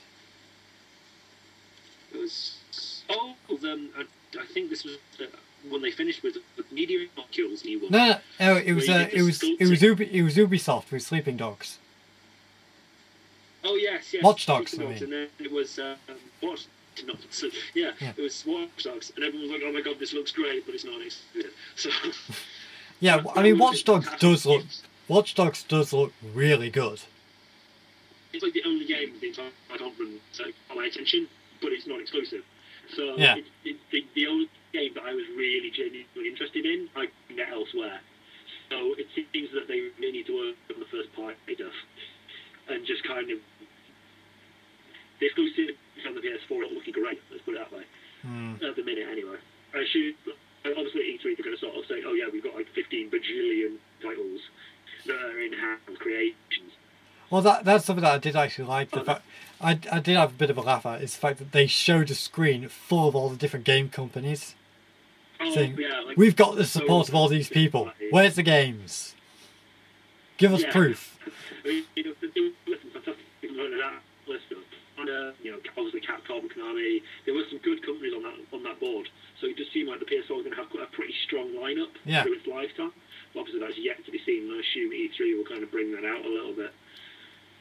I think after that was the giant Square Enix troll. Oh yeah, that I just loved that. I loved that juxtaposition because it was like we have Watch Dogs with this great demo, and then we have Square Enix. And then a tech demo that's been on YouTube for a year. Oh yeah, guys, totally running in real time. Honest, we haven't just streamed it from YouTube and pre-bumping it for the last hour.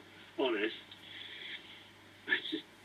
honestly, when Square Enix came up, I thought, obviously, completely incorrectly, that they were doing something new. Well, obviously, the biggest bets were either Kingdom Hearts 3 or finally Final Fantasy Versus 13. Yeah, Versus was, I think everybody was kind of on the seats just to see if they would actually show some Versus. Because I reckon it might be PS4 now at this rate. I really hope it's not, but it might be. And then they gave the techno, the director of Final Fantasy, here he is.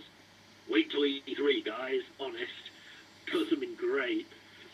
Just, I could have murdered him. Yeah, honestly, they didn't really even tease anything. They just said, "Oh, here's an announcement of an announcement." Literally came.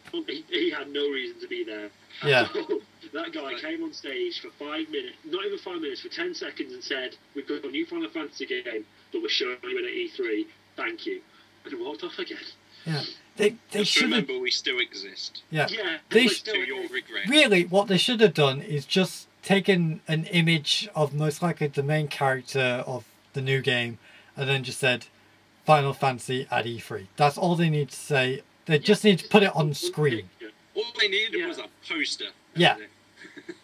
Yeah.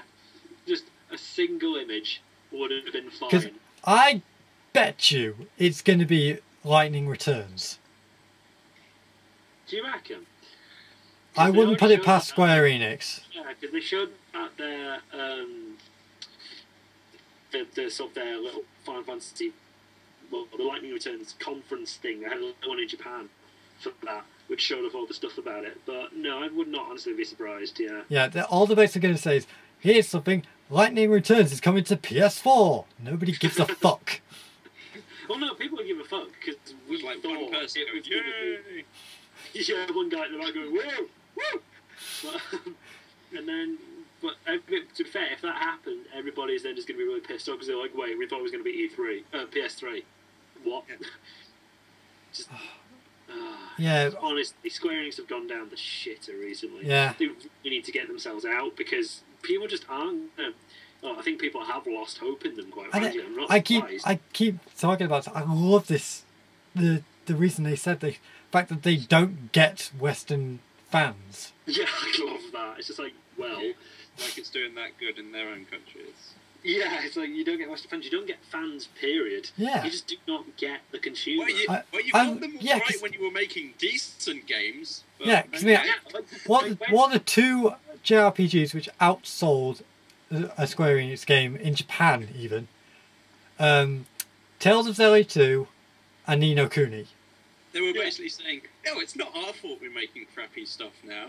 It's the people of Japan. It's their fault." See, when Kingdom Hearts came out, they knew that clicked. Kingdom Hearts was brilliant because suddenly people were like, "Holy shit, this is great!" Yeah. You've done.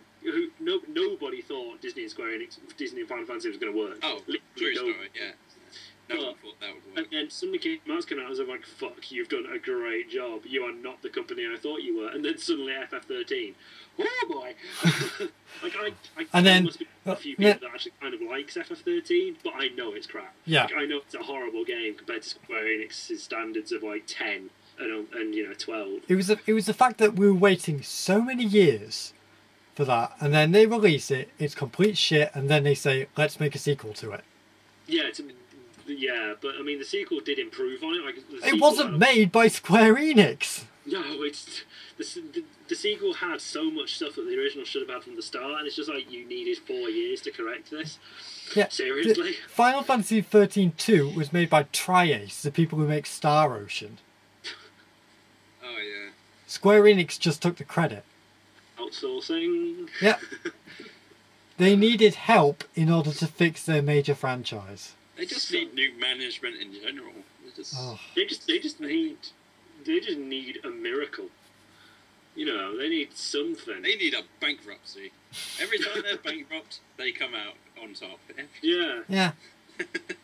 Well, to be fair, last time they went bankrupt, they made Final Fantasy. Yeah. Last time they went bankrupt, they made Final Fantasy. Last time they really were putting a lot of risk in, they made Final Fantasy 7. Yeah. Like, some great stuff has come out of them when they're on the brink of disappearing. Yeah, because they finally start listening to people. Yeah, basically. They're like, oh my god, we're going to have to put some effort into the game? Oh, man. Although, speaking of FF7 and Square listening, I'm so glad they're not listening to people and like who are basically demanding an FF7 remake. FF7 does not need anything else adding to it.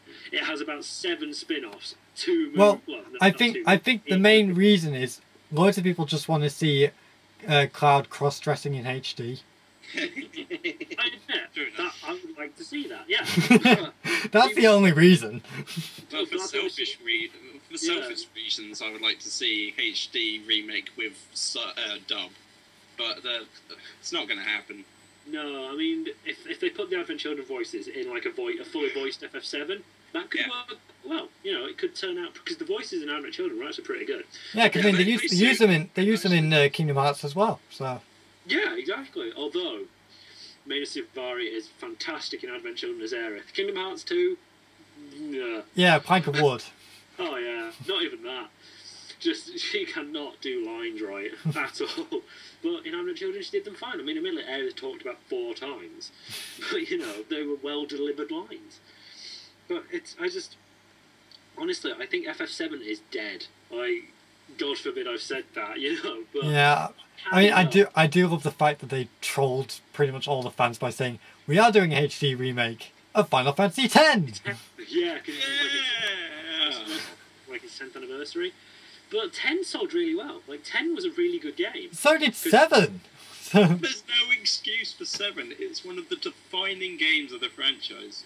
Yeah, it's kind of first or second best in the game. I just love the fact that when it comes to Square Enix, the games which sell really well and people absolutely love are the ones which they've spent barely any time with re-releasing. Yeah. Think of Final Fantasy 6, Final Fantasy 7. They've done basically nothing with. Yeah. See, I don't know if it is like the mentality. It's like they can't accept that they've kind of let down people in these games, and they said, "No, you have to love them. I don't care that you love them." I mean, I think one of the biggest things, I know that they've specifically said they're not going to do an FF7 remake, but I think there's a good reason, is because they're scared. Like, if you're a company that is true, yeah. Yeah. Like, if you've made a completely amazingly successful game as FF7, suddenly all the fans want a HD remake, they have expectations. They have expectations that you are literally never going to meet because they want everything. They want. But the biggest problem there is the fact that the longer you wait, the longer you leave it, the bigger the demand becomes. Yeah, but it's a fair point. and you know, and in relatively, so does the fear of not meeting them. Like if people, the amount of people asking for a remake, if they got that remake, the amount of people that would then backlash because it's not what they wanted would be horrible. Like, Square Enix would suffer so badly because of that backlash. Yeah, I can see why they don't want to risk it. Yeah, I think if anything, the remake of Final Fantasy VII will be their last gambit. Oh. If they have nothing to lose, they will do it. Yeah. But honestly, I would personally see 9 or 8 HD'd. Oh, not 8. No, God, not 8. Well, to be fair, in my opinion, 8 was better than 7. Oh. So, yeah, like FF7 is so far down my list. I've heard that 8 was okay. It was alright. If you can get over the fact that Squall has the personality of Concrete, it's fine. It's a really good game. The combat's pretty good. Yeah, it's not that I didn't mind 8. It's just it just came across as a bit bland. That's probably Squall's fault. Yeah, Squall was a pretty bad character, and I'm glad they kind of reinvented him for Kingdom Hearts and made him a bit more likable. Oh yeah. But no, if you're thinking of 9 is by far, in my opinion, the best. Yeah. 9 the best mix of everything. It had a good art style, it had a good battle system, had a good overworld. You know, it threw everything together that a good FF should be, and then delivered. Yeah. Do you think Square Enix should actually just decide on a combat system and stick with it? Oh no, it's good that they're always like, if they were trying to improve it, sure, but it's good that they change it up. Yeah, it's nice that each one has sort of a different gimmick, really.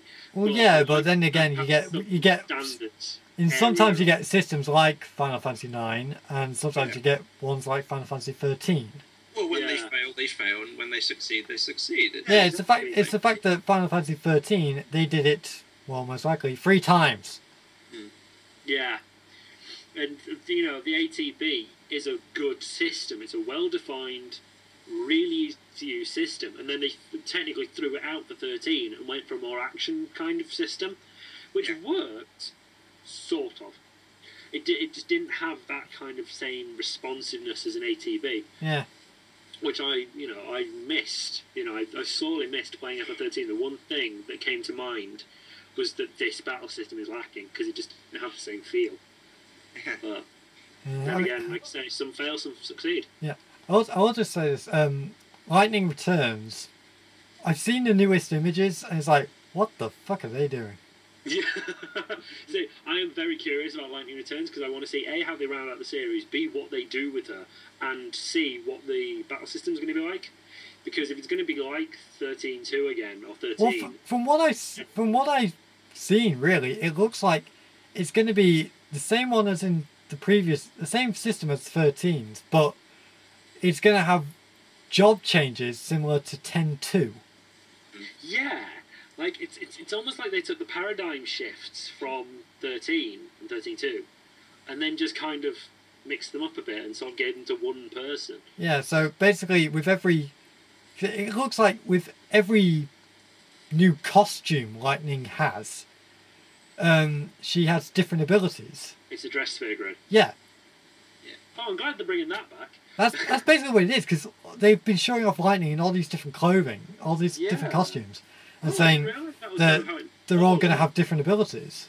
That's kind of cool, actually, because it's like when 10.2 did it. And when 10.2 did the costume changes, it's because the original jobs had different costumes. They all had different appearances. Yeah. And, I love 10.2 personally, but... I don't mind it. The reason, I think that one of the reasons I like it is because it brought back the job system. It had that sort of old school-esque system of sort of having, this person as a mage, this person as a warrior, and this person as a, like a time magic, basically. Yeah. So there's a really nice way you could sort of combine your characters. And I'm glad they brought it back and they ditched it. That's one of the best things Final Fantasy really has, the classes in it. So they have to keep that around. I mean, and if they weren't using it, it's... Yeah, because... In some of, especially in like 4, 5, and 6, they still had the jobs, but each character did a specific job. So each character had something to bring to the field, whereas I know they still kind of kept that, because like in 13, like Hope was best with magic. Like their stats were different, but it wasn't blatantly obvious who was good at what. Like their stats were just slightly higher than each other's, or things like that. They didn't have specific jobs. Yeah. Which I missed. Like, I do miss. Has Final Fantasy ever done a customizable, like, character from the get-go? Like appearance and stats and whatnot? Not really, no. Well, they kind of did with the first one, but I don't really know if you can classify as that. No, the first one was the sort of initiation of the jobs system, but customizable. Not really, no, it hasn't. You don't have to change his name for all the cutscenes, but, I can't see why they can't change appearance and, like, stats. Like, this person's better at magic and so on. I mean, if you think about how great the customization is in, like, Fallout, that works just fine from a story point Yeah, of view. because there was the Sphere in 10, and there's obviously the Crystarium in 13, which you bumped your stats up through that, but it wasn't entirely customizable. You had to go along a set path. Yeah. You unlocked things as you went along. You didn't get to choose, really. You sort of did, but you sort of didn't. Like, it kind of held you back, but sort of said, look, you can go to this space, or this space, but they will all meet up in the end.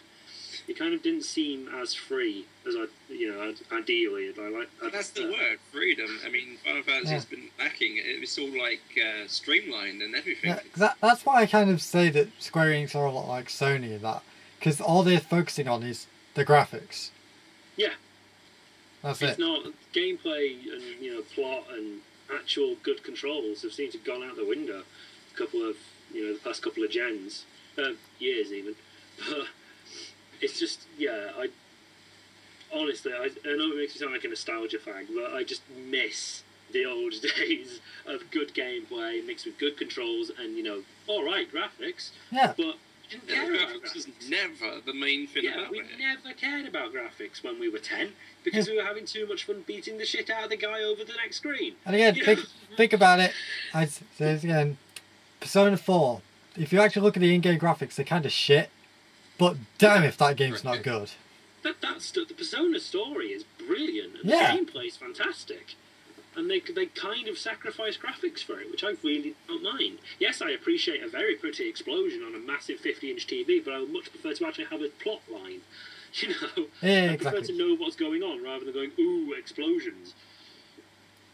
I mean, granted, graphics can't really go backwards in like a series. I mean, if like Halo 5 looks like Halo 1 now, it's like I'm pretty sure they're going to get a backlash for that. Yeah.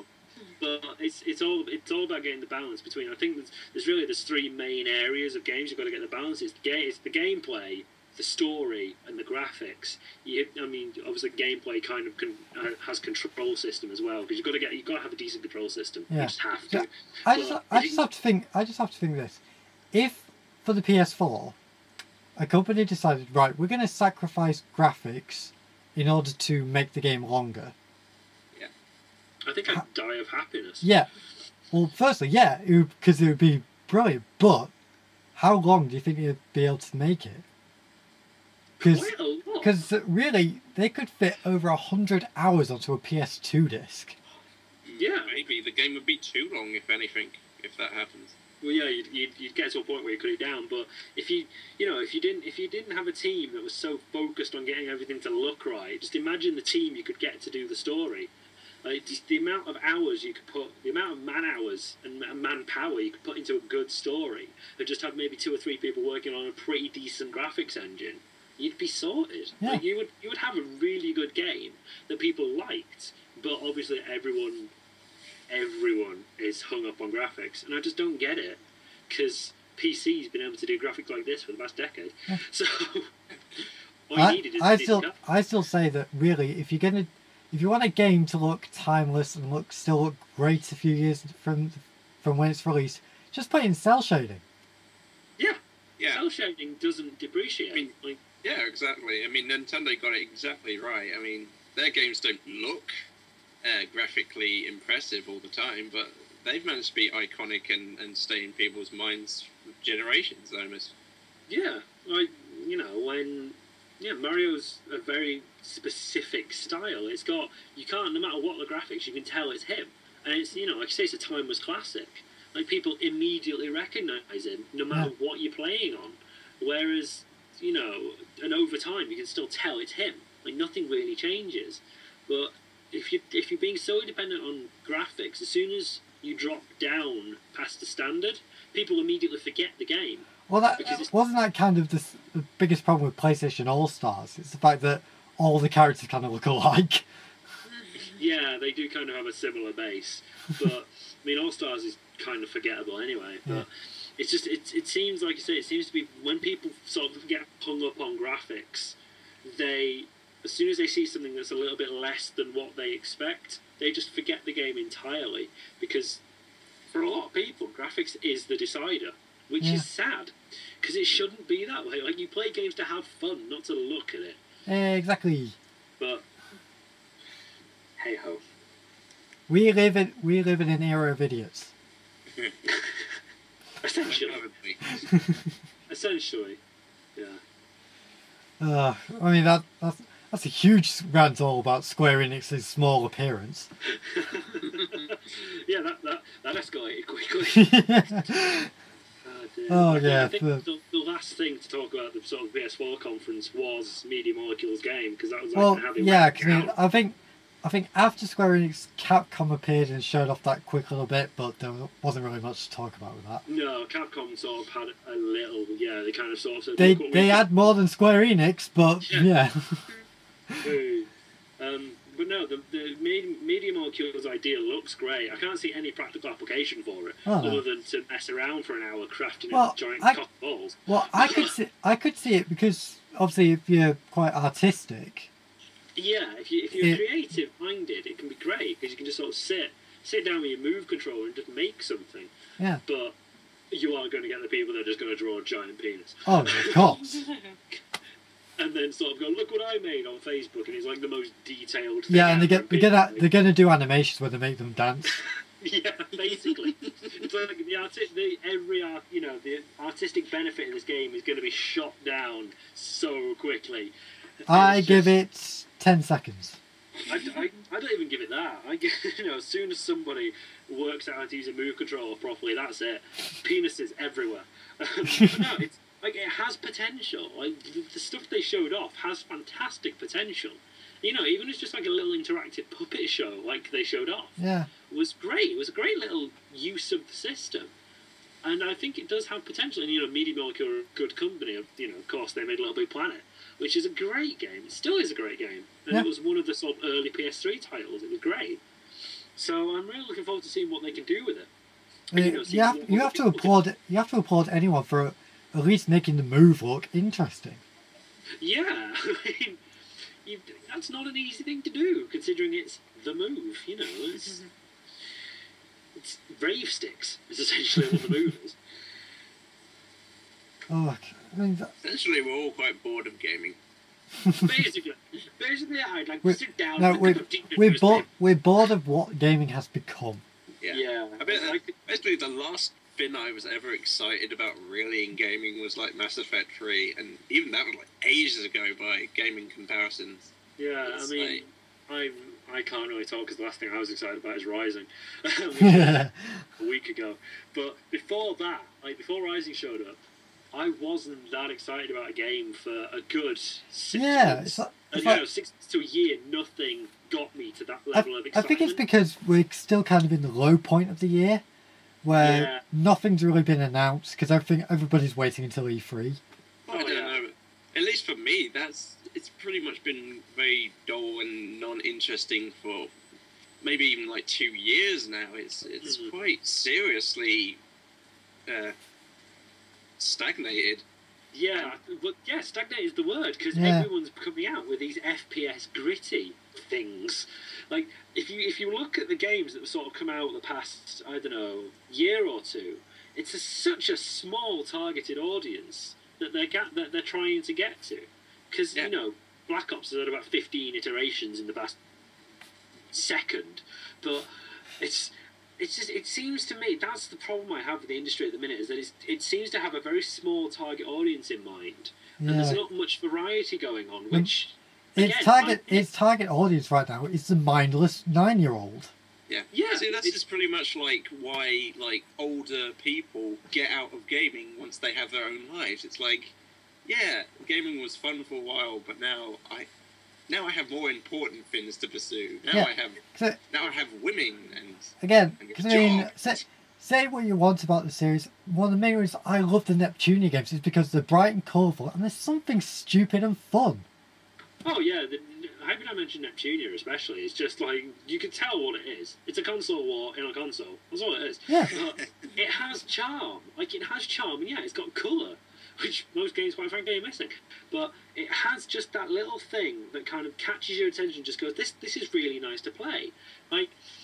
Whereas if you pick up, if I picked up a controller and someone said, right, I didn't know what game I was going to be playing, and someone suddenly put on Call of Duty, I would not enjoy it, if I was forced to play it, because it's just the same stuff over and over again that I've already seen. Yeah, as soon as you played one FPS, you've played them all. Played them all. Whereas if somebody then said, let me refine that. If somebody gave me Call of Duty Black Ops and then gave me Call of Duty Black Ops 2 and I played one after the other, I would not like it because it's the same thing. Essentially, I'm playing the same game. Whereas if someone gave me, I don't know, Hyperdimension Neptunia 1 and Hyperdimension Neptunia 2, they are vastly different. They're the same series and the same characters and all this lot, but they do something completely different each time. So I just don't get why companies. Well, actually, no, I do. I know precisely why companies stay on the same things, because it sells. But I wish that one Call of Duty got 2 sales in a year, just so they could finally see that this isn't the way. Yeah, because that's one of the main reasons why I love the way Rockstar do things. Because they just do things what they want. They release a game when they want to release a game. Yeah, they do not. That's how it should be. I mean, there's got to be that many gaming developers to keep us all satisfied and have them take as much time on their own game as they need to. There's no need for all the peer pressure. There is no reason to release a game year after year after year. Especially if it's not ready. Yeah. Yeah. I'd much rather have to wait until the game is deemed ready. Yeah. But to be fair though, we did that for Duke Nukem Forever, didn't we? Yeah. Well, yeah.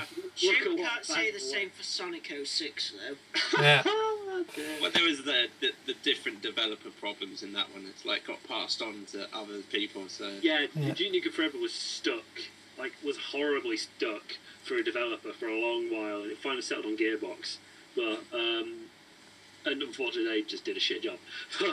And they did it again just recently. But if you think about it, I mean, we all remember Duke Nukem because it's so shit, and we can talk about it. But if it was an okay game, we probably would have never talked about it. Yeah, if Duke Nukem Forever turned out to be to be fair, I think Duke Nukem Forever could have turned out one of 2 ways. One is the way it turned out, where it was an absolute awful game and people keep talking about it because of that, or it could have been fantastic and actually worth the 12-year wait, in which case people would have been talking about it because it was a good surprise. It had been, nobody had heard anything about it for over a decade, and suddenly you've got this gem of a game that suddenly appeared and reminded everyone what the old Duke Nukems used to be like, because the old Duke Nukems were great. The first Duke Nukem on the PS1, amazing game, so tongue-in-cheek, it was essentially licking its own teeth the entire time. Well, I mean, just going to Tomb Raider series, because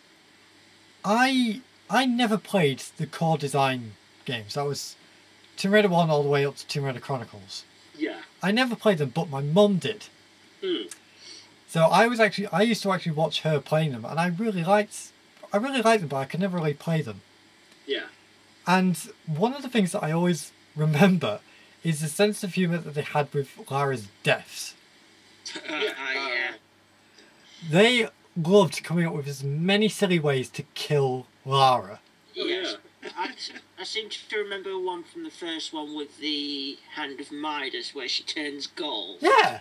Yes, yeah, and everybody remembers that one cheat code in Tomb Raider where if you do that code, backflip, boom, the backflip and then you explode. Everyone remembers that because why is that code in there other than they know they're having a laugh? Yeah. I remember playing the original Tomb Raider, and it was a good, for its time, it was a great game because it suddenly had.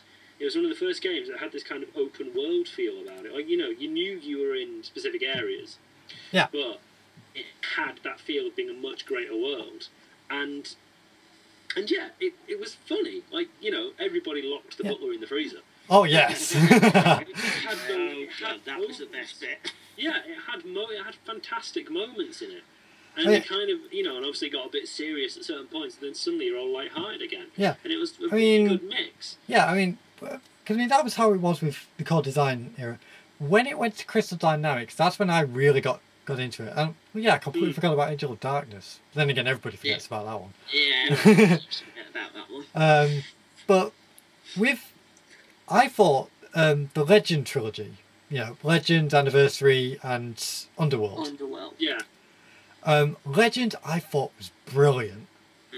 It was a great start for the new team, and a fresh reboot. I thought really worked because it kept everything about Tomb Raider, about the core design games, while also being, something a bit fresh, something a bit more modern, but not taking away the core elements. Yeah, it was a very essential word of an update. Yeah, like, it had everything. It had all the old feelings of the Tomb Raiders, but it was clearly being uplifted to a new gen. Like they knew what they needed to do, and they did a good job. Like I've played Underworld personally, and I think it's great. Well, like, I'll just get into because I mean, after Legend they did Anniversary, which is a remake of the first game. Yeah, and which that is probably the best remake. Exactly. That was a fantastic job. They did a great job on that remake. And funny enough, I have been playing that all week as well. Yeah, I've actually got the collector's edition for my PS2. Oh, very nice. Yeah. So I loved that because it built upon everything that they added in Legend, while also obviously fixing everything from the original game. Yeah. Because I love the fact that in Anniversary, as soon as you finish one stage, it moves straight into the next one. Yeah. Yeah, there's no messing around with like a hub world or a map or anything like that. You were just straight in. I loved that, and I was. Also, I loved the fact that there was hidden secrets, which were all the unlockables. Yes. Yeah. Making you actually think about the puzzles. I was like, this is brilliant. Then came Underworld. I was so disappointed with Underworld. Because I thought after Anniversary, it was a huge step backwards. Oh yeah, if you look at it as a trilogy, if you play it in order they came out, Underworld is clearly the least sort of thought about one because it just did not do things as well. Like I agree with that. I still enjoyed it though. Yeah, because it reminded me of the old school Tomb Raiders. Yeah, like, it's not bad. It's just the fact that they really decided to pretty much change everything. Because even with the unlockables, what few there were. The unlockables were horrible. Yeah. Like, there were next to none, which I thought was a bit, but I didn't really focus on it because when I played through, normally I'm that guy that goes for everything in a game. Yeah. But when I was playing Underworld, I just kind of knew that the unlockables weren't that great, so I didn't bother. Yeah. And I found myself enjoying the game a lot more, just literally breezing through it. Yeah, I mean, it was just the fact that in Legend and Anniversary they had all these puzzles to find all the artifacts which give you the unlockables. Brilliant. Underworld, the artifacts are just randomly placed. Yeah, they just did like a pot. Yeah. You just kick the pot and there they are. It was so lazy, and it's like, what happened? I think the sort of the artifacts and relics were tacked on, and that, it does have that feeling of being thrown in at the last minute. Yeah. To me, anyway. And again, it went back to, each level being its own thing. Yeah.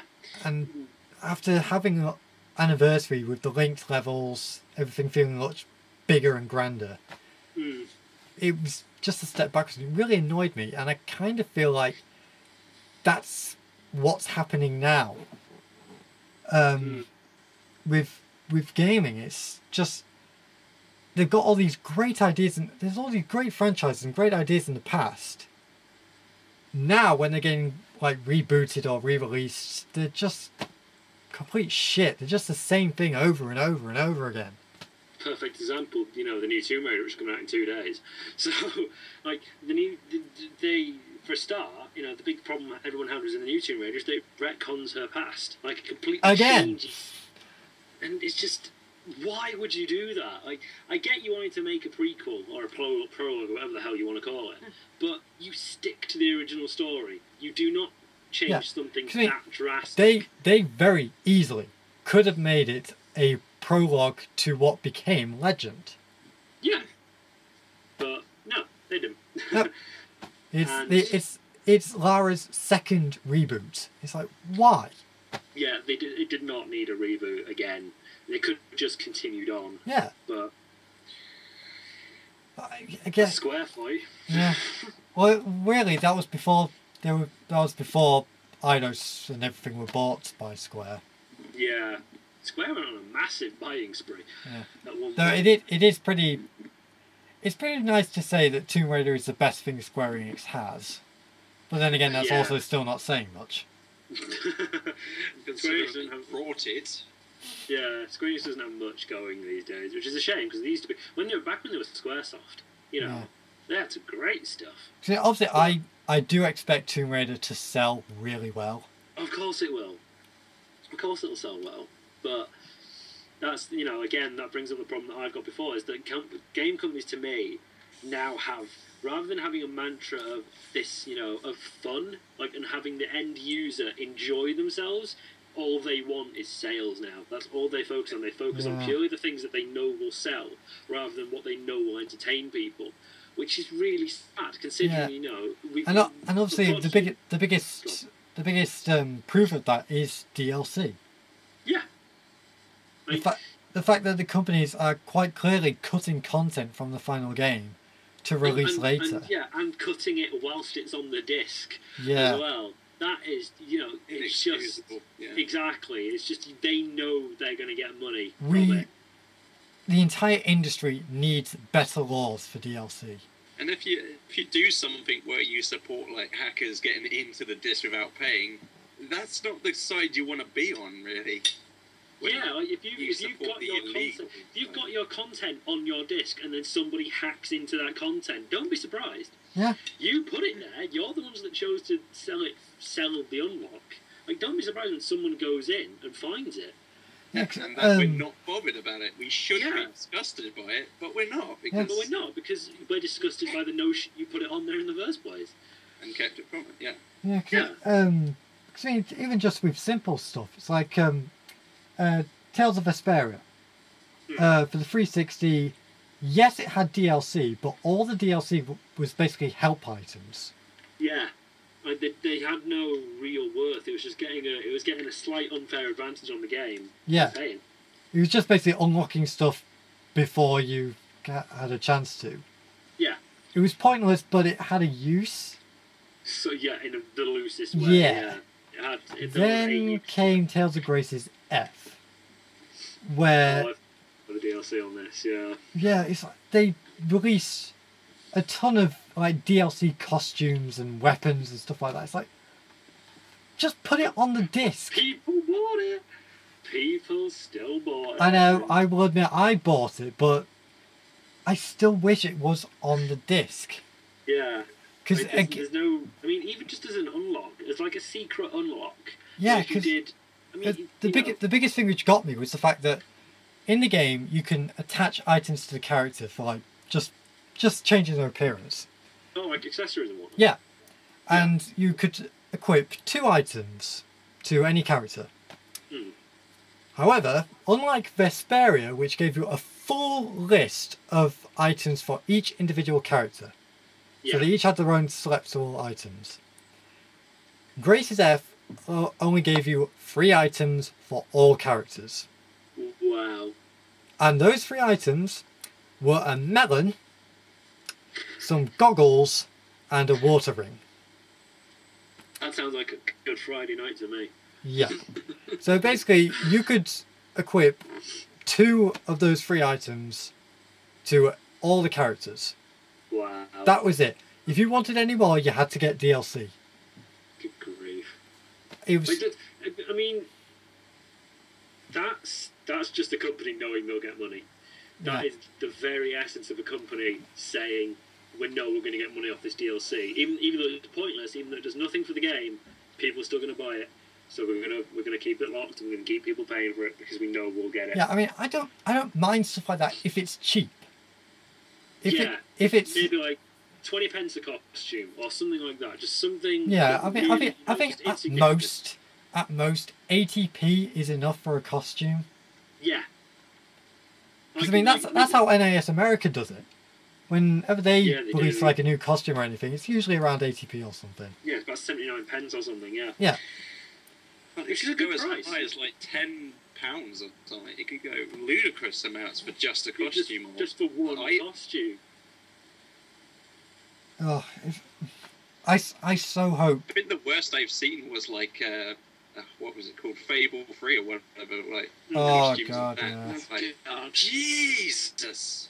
It's like that's the amount I would pay for DLC, like game-wise. It's a costume. Yeah. Hell. I mean, thankfully, it seems as if Namco Bandai have somewhat learned with Zelia. Because from what I've seen of the footage, it looks like they've got a ton on disc. Yeah. So I'm thankful with that, because I know for a fact there's barely any DLC for Zelia 1. Yeah. So that's made me happy. But again, I wish other companies would learn this. Yeah. Like, just if you're going to give us content, either have it as DLC or, you know, like separate DLC that isn't disc, already on disc, or have it unlocked from the start. Don't throw it in the middle where it's on the disc but you've got to pay for it, because that is bullshit. And you know it. Like, the companies know what they're doing. They have to do. Yeah, again, Like, this is what I mean. We need better rules for DLC, and I kind of think that we should have a minimum limit in terms of size. Yeah. So if you think about it, in the past, you used to be able to get like extra costumes for like doing achievements in the game. Yeah. Like the Wind Waker pajamas or whatever for that Link. It's like you complete it and then you can get that costume. It's like, and now they're paying for it. It's like, it's just. Yeah, when achievements actually meant something. Yeah. Do you remember those days? Yeah, that's when people cared about achievements. Yeah, because I mean, they kind of do it with Metal Gear Rising. Because it's like, whenever you complete... Yeah, whenever you complete the game or complete certain stages, you unlock new weapons, new costumes, new skills, and stuff like that. If you go back through the game on like a higher difficulty, you unlock more stuff that you couldn't get at the lower difficulty. Like, there is a really good tiered unlock system in Rising, where if you finish the game with a certain amount of BP on normal, you get one thing. If you finish it with a higher amount of BP, you get another thing. And then if you finish it on hard with a certain amount of BP, you get yet another unlock. So it's a really nice tiered system. So if they at least compromised it where you can buy it all straight away, or you could play it on max difficulty and complete it, Yeah, they will never do that. Yeah, because again, that's what I mean. I think really we need a minimum size limit. Saying if a DLC is under this size, you have to put it on disc or you have to give it away for free. Yeah, but then they just bundle stuff together. You know they'd find. I know, but at least then you'd be getting your worth. This is true, actually, but then you could just jack the price up. But it's a good idea, but I just don't think they would play ball. Like, companies would slide down the out. Yeah, in fact, the way you're doing it would actually be less convenient, because at least you could pay like less of a price for like a single thing. Well, again, but that's the thing. It would force a lot of companies just say, "Fuck it, we'll put it on disc," because it'll be less trouble. Yeah, you say that, but we're pretty sure you'd find a way around it. Like, DLC is just a bit odd. Anyway, it's because there's no real rules. Yeah. The companies can set the prices for something which they shouldn't. Well, it's meant to be free market, where if they do it ludicrous prices, they won't sell them. So I know, but it's like, because I mean, when we sell games, when we buy games and everything, there is obviously a recommended retail price. Yeah. But there isn't one for DLC. No, I mean, it's kind of like, digital marketing anyway doesn't really have a set RRP for stuff. Yeah. Like, some of the stuff on PSN Store is completely ludicrous. I know. But I mean, that's the sort of thing. We need people to go into DLC and actually think about the pricing, the way it's handled. We need better organisation with that. We need an overhaul. Like, the whole concept of DLC, we need something doing to it, I reckon. I love how off topic we've gone again. You mean over the topic? Yeah, we're giving Sony ideas. Yeah, Sony, sort your DLC marketplace out. Box. Yeah, I don't really think there was anything else after. No, I think they rounded it up with Media Market stuff. Well, no, Destiny was last, but that was so pointless. Yeah, I really could not care about Destiny. But again, actually, speaking of Destiny, that's a game with DLC. Is it? Yeah, well, we don't know how that's being handled because they're saying that game is going to last 10 years. Good luck with that. I know, but what we don't know is how they're going to do that. They're not. We don't know if it means. The only way I Well, can think of well, we don't know if it means either one, they're going to split the story up into obviously sequels, Yeah. or two, it's going to be via DLC expansion packs like say World of Warcraft. Yeah. See, that's a good use of DLC. It's Yeah. story expansion. Expansion? Expansion. Whoops. Yeah, it's like if you're going to use DLC to preserve the life of your game, feel free, because that is a really good application of DLC. Where if you finish one story, you get another one a couple of months down the line that's completely different. Good for you. You've actually managed to keep the longevity of your game going. Yeah. Very true. Considering the amount of time people develop into a single storyline, they want to be able to do more of it. So that works really well for DLC purposes. And considering the amount that you get for the amount that you pay, it's worth it at least. Yeah. In exactly. certain At least places. it's worth it. It depends. Obviously, it depends on who you get getting the story expansion from. Yeah, this is true. Yeah. I'm referring it to that because you get a whole new regions to explore, and those are huge. So it's well worth what you're going to get. Yeah. Yeah, I mean, that's obviously what they're thinking of doing. I mean, I just hope the industry doesn't try to do what EA did with Dead Space 3. Oh. I'm pretty sure they're going to go even further. Eventually speaking, it's going to be half your game cannot be unlocked until you buy this DLC. Yeah. Oh fuck. Yeah, it's gonna get to the point where it's mandatory DLC. Would not surprise me. Yeah, that's obviously the biggest thing. That's why I keep saying we need people to go in and organise it. Yeah, we need some sort of system. Regulators. Yeah.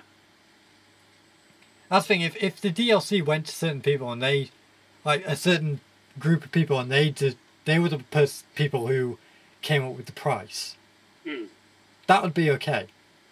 Yeah. They could actually purposely say, okay, this is a good amount for this price. Yeah, or even just have a category-based system, where if your DLC comes under aesthetics, such as a costume or a menu theme or something like that, it can only be up to this price. If it's an extra story expansion or a couple of extra missions, it's this price. Just something like that. If one thing only changes cosmetically, another thing actually affects the game, another one's just free items, stuff like that. Yeah, exactly. If they had some kind of tier system for how useful the DLC is. Because obviously the fixing DLCs are for free, and those ones come automatically. Oh yeah, those are updates. Bug fixed and hot patches, yeah. But yeah, if people start making you pay for bug fixes, there is something horribly wrong with morality. But yeah, exactly. There just needs to be some system. Oh, I would not be surprised. But there just needs to be some kind of system. The games will be designed with faults in them, so you have to buy them. That's how insidious it will come. It would not. Honestly, you would not be surprised. Chris, you have just single-handedly given EA the greatest idea they will ever think of. Well, if they're going to screw up their own company from my suggestion, I'm not going to be blamed. just get a very special thanks in the credits. It'd be terrible. Ruined everything, Chris. You bastard. What are the odds they listen to me? Okay. Actually, just speaking of DLC and really more in terms of pre-ordering and stuff like that. I actually just want to bring up Metal Gear Rising Revengeance. Oh yeah. Because one of the pre-orders was for a steel tin. Right? Oh, the Steelbook, yeah. Yeah. Obviously, it came with a DLC code for like the Inferno armor. Yes, yeah. I really got pissed off with this steel tin. Oh yeah. And alright, I'll actually show this on camera because it really does piss me off to no end. Basically, you open the steel tin up, and you know where you put like the instruction manual and all that? Yeah. With the little clips? That bit bulges out in the middle, and it's got the DLC card in it. What? So, I'm not seeing if it come out clearly on camera. What It bulges up, and you get the DLC card, which you can then take out and put the code in. Yeah. But you can't get rid of this bulge. So if you put the instruction manual and all that in, they pop up. They bounce up, and it's not smooth or anything. It's just. What is the point of that? I know, it's just one of the most pointless designs I have ever seen. It really does piss me off to no end. And from a marketing standpoint, I have to ask this. What is the point of giving us both the steel tin and the regular plastic case? Oh god, in the 13.2 collector's edition, came with a Steelbook, still has the original plastic case. Yeah. Why? I am never going to use this plastic case again. I mean, people keep on saying, oh, it's because the steel tin is for displaying purposes. Bullshit! Is it bollocks? If it was for displaying purposes, it wouldn't be a case that you could put the disc in. It would be like a solid block of steel. Yeah, it would be like you could not be able to open it. Yeah, it would be a steel plate, if anything. Yeah. It wouldn't be a disc case. It's meant to be used. It's the stupidest argument ever. And obviously, from a marketing standpoint, you have to think about this.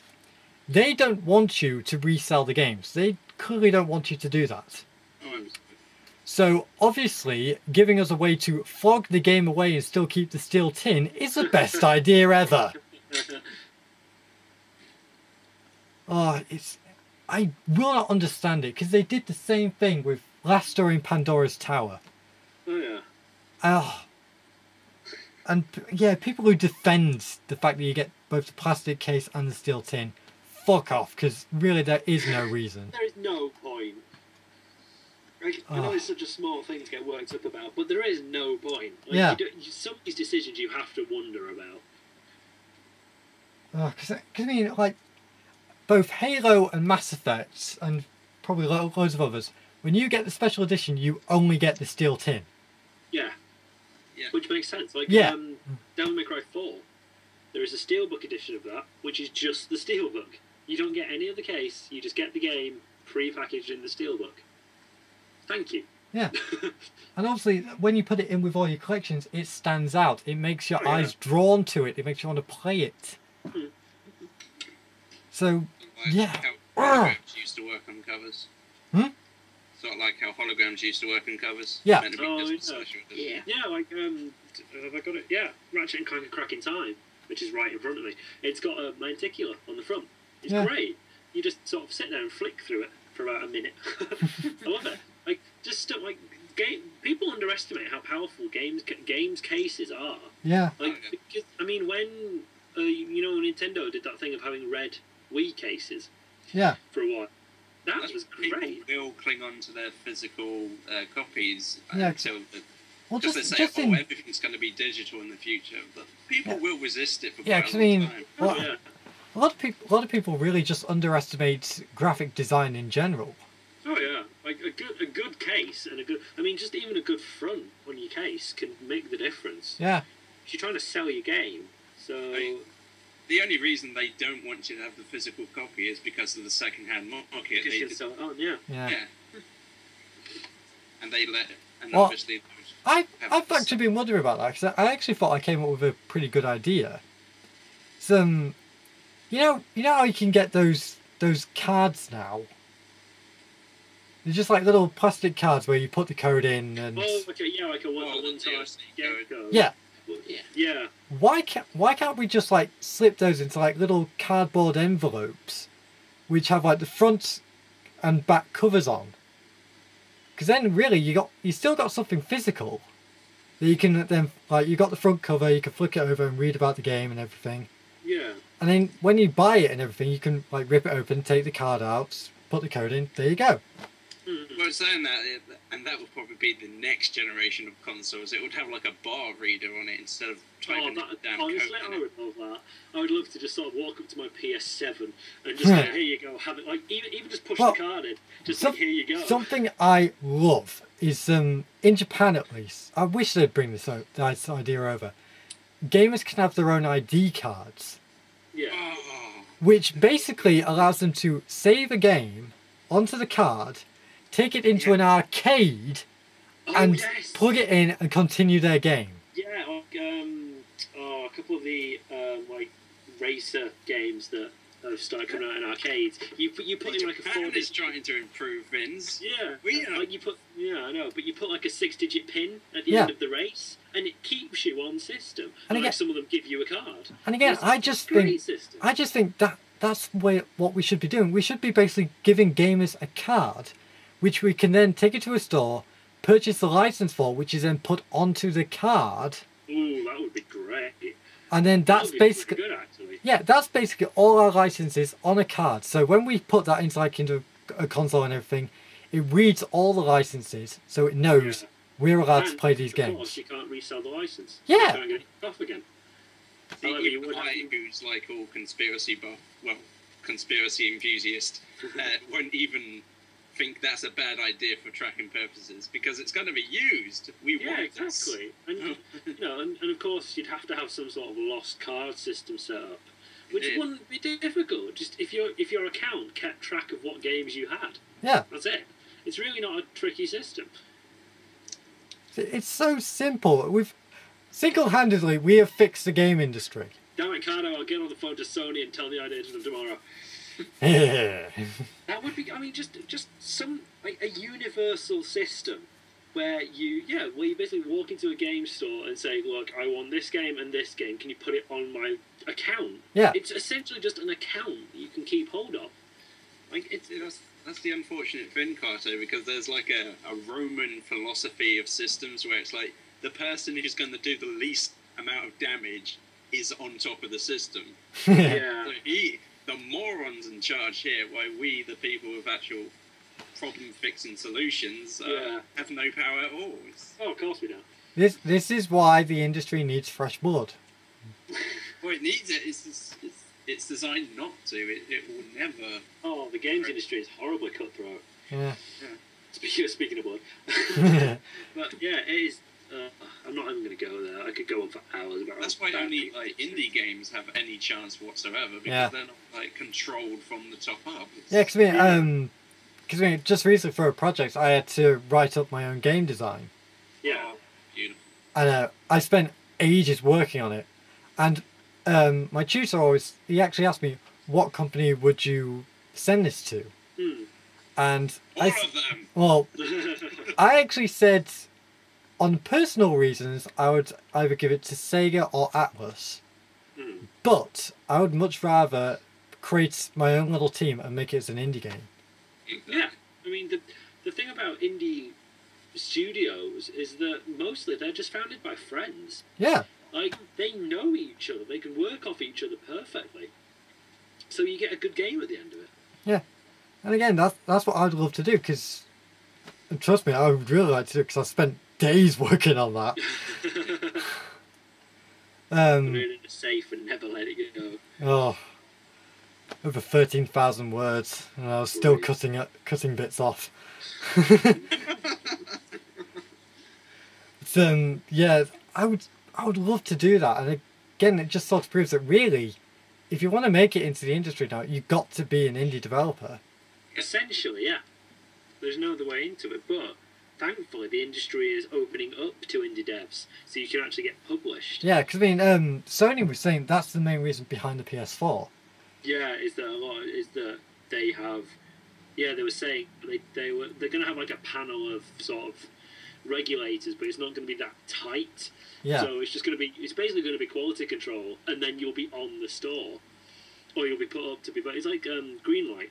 Steam's Greenlight is perfect for indie devs because if people want your game, it will be on Steam. Basically, that's how it works. If you put your game on Greenlight and people say yes, I want this, Steam or Valve will then say to you, look, can we put this on the store, and will you give us the code to do so? Yeah. Basically, it's a great system, and it's just proof that indie. I use the word loosely, but it's proof that indie companies now have a good way of getting into the spotlight. They have reasonable resources to get their game sold. And really, just recently, over at least the last few years, indie games have been some of the best ones that we've played. They're the only one trying. Yeah, because as long as they can get the mainstream network. Yeah, because I mean, think about it. Just top of my head, there's obviously Minecraft. Yeah. There's the Unfinished Swan and Journey. Yeah, I mean, Journey's a fantastic example. Obviously, there's probably plenty more, but those are just top ones in my head. There's, there's little ones like Cave Story. Yeah. Things like that. Just basically any game that's ever been featured in a humble indie bundle. Yeah. Is a fantastic shining example of indie games because obviously they're worth it. And those are really that's why I kind of like playing the niche crowd. Yeah. Because indie devs certainly play to that crowd because they know that the mainstreams don't. So if you're looking for a specific genre or a specific type of game, damn betting that an indie game will fulfill that need at some point because they know that there's a gap. Indie devs know there's a gap, so they will jump on it because they can get money from it. Yeah. Well, some of them are free of charge, but a lot of people know that. I mean, even if they only charge like a couple of quid, they're still filling a gap that people will pay to have filled. So they've got some good sense. Yeah. Yeah. Oh God, that was a long rant. I mean, I have somewhat of a question if we wanted to continue. It's like the best value DLC you've ever got, and what's the worst value DLC you ever got? Both. I think we can just squeeze that in. Okay. Best value, probably the GTA 4 DLC. Yeah. Worst value, the almost anything by Namco Bandai. Yes. Oh, I've got a good one in that example. But yeah, well, the worst one I had is forking out £8 for an online pass for Tekken Tag 2. Yeah, online passes, they gotta go. Oh, get rid of online passes, seriously. Like, I understand that you want to kind of cut down on used games of piracy, but fuck off. Seriously, like, do not charge me £8 on top of a £25 game for an online pass. Like, that is just dickish. But the best DLC is, Buzz, the quiz games. Oh, yeah. The extra question packs for those are only a couple of quid. And there's about 1,000 questions in each one. Yeah, so there's a lot of content. Yeah. Well, maybe, a good couple of hundred at least. So you're getting your money's worth. So I really like those. But yeah, Namco Bandai online passes can just die. Quite frankly. Do you have any, Dominic? Well, value DLCs I could think of was like all the tracks from like Guitar Hero and Rock Band. Yeah, they were good value, yeah. Mm. Well, worst value, I really can't think of any. You're a lucky man, you. Well, yeah, just to actually speak of the Guitar Hero and Rock Band and all that, I do wish that all their DLC was concentrated into a hub instead of taking up all the DLC pages. Oh, yeah, like every now and again you'll just spot Guitar Hero in the middle of everything else. It's like, for God's sake. Yeah, like when you're on the 360's dashboard, when you're checking new DLCs, like 5 pages of Rock Band and then Metal Gear Rising. Oh, yeah, Chris, do you have any? Oh no, I just mentioned it. I mean, besides the good value, at least from the amount that I've played from Mass Effect 2 only, it's nothing else. I don't really go for DLC all that much. No, Yeah. Although I suppose, technically speaking, the worst value is the DLC I got for Dragon Age, which is only bad because I didn't manage to play it because Jason's brother still has the disc. That money has never come good. Oh, wait, I know what the worst value DLC is. Anything for Sonic 06. Oh god, yes, definitely. Obvious reasons.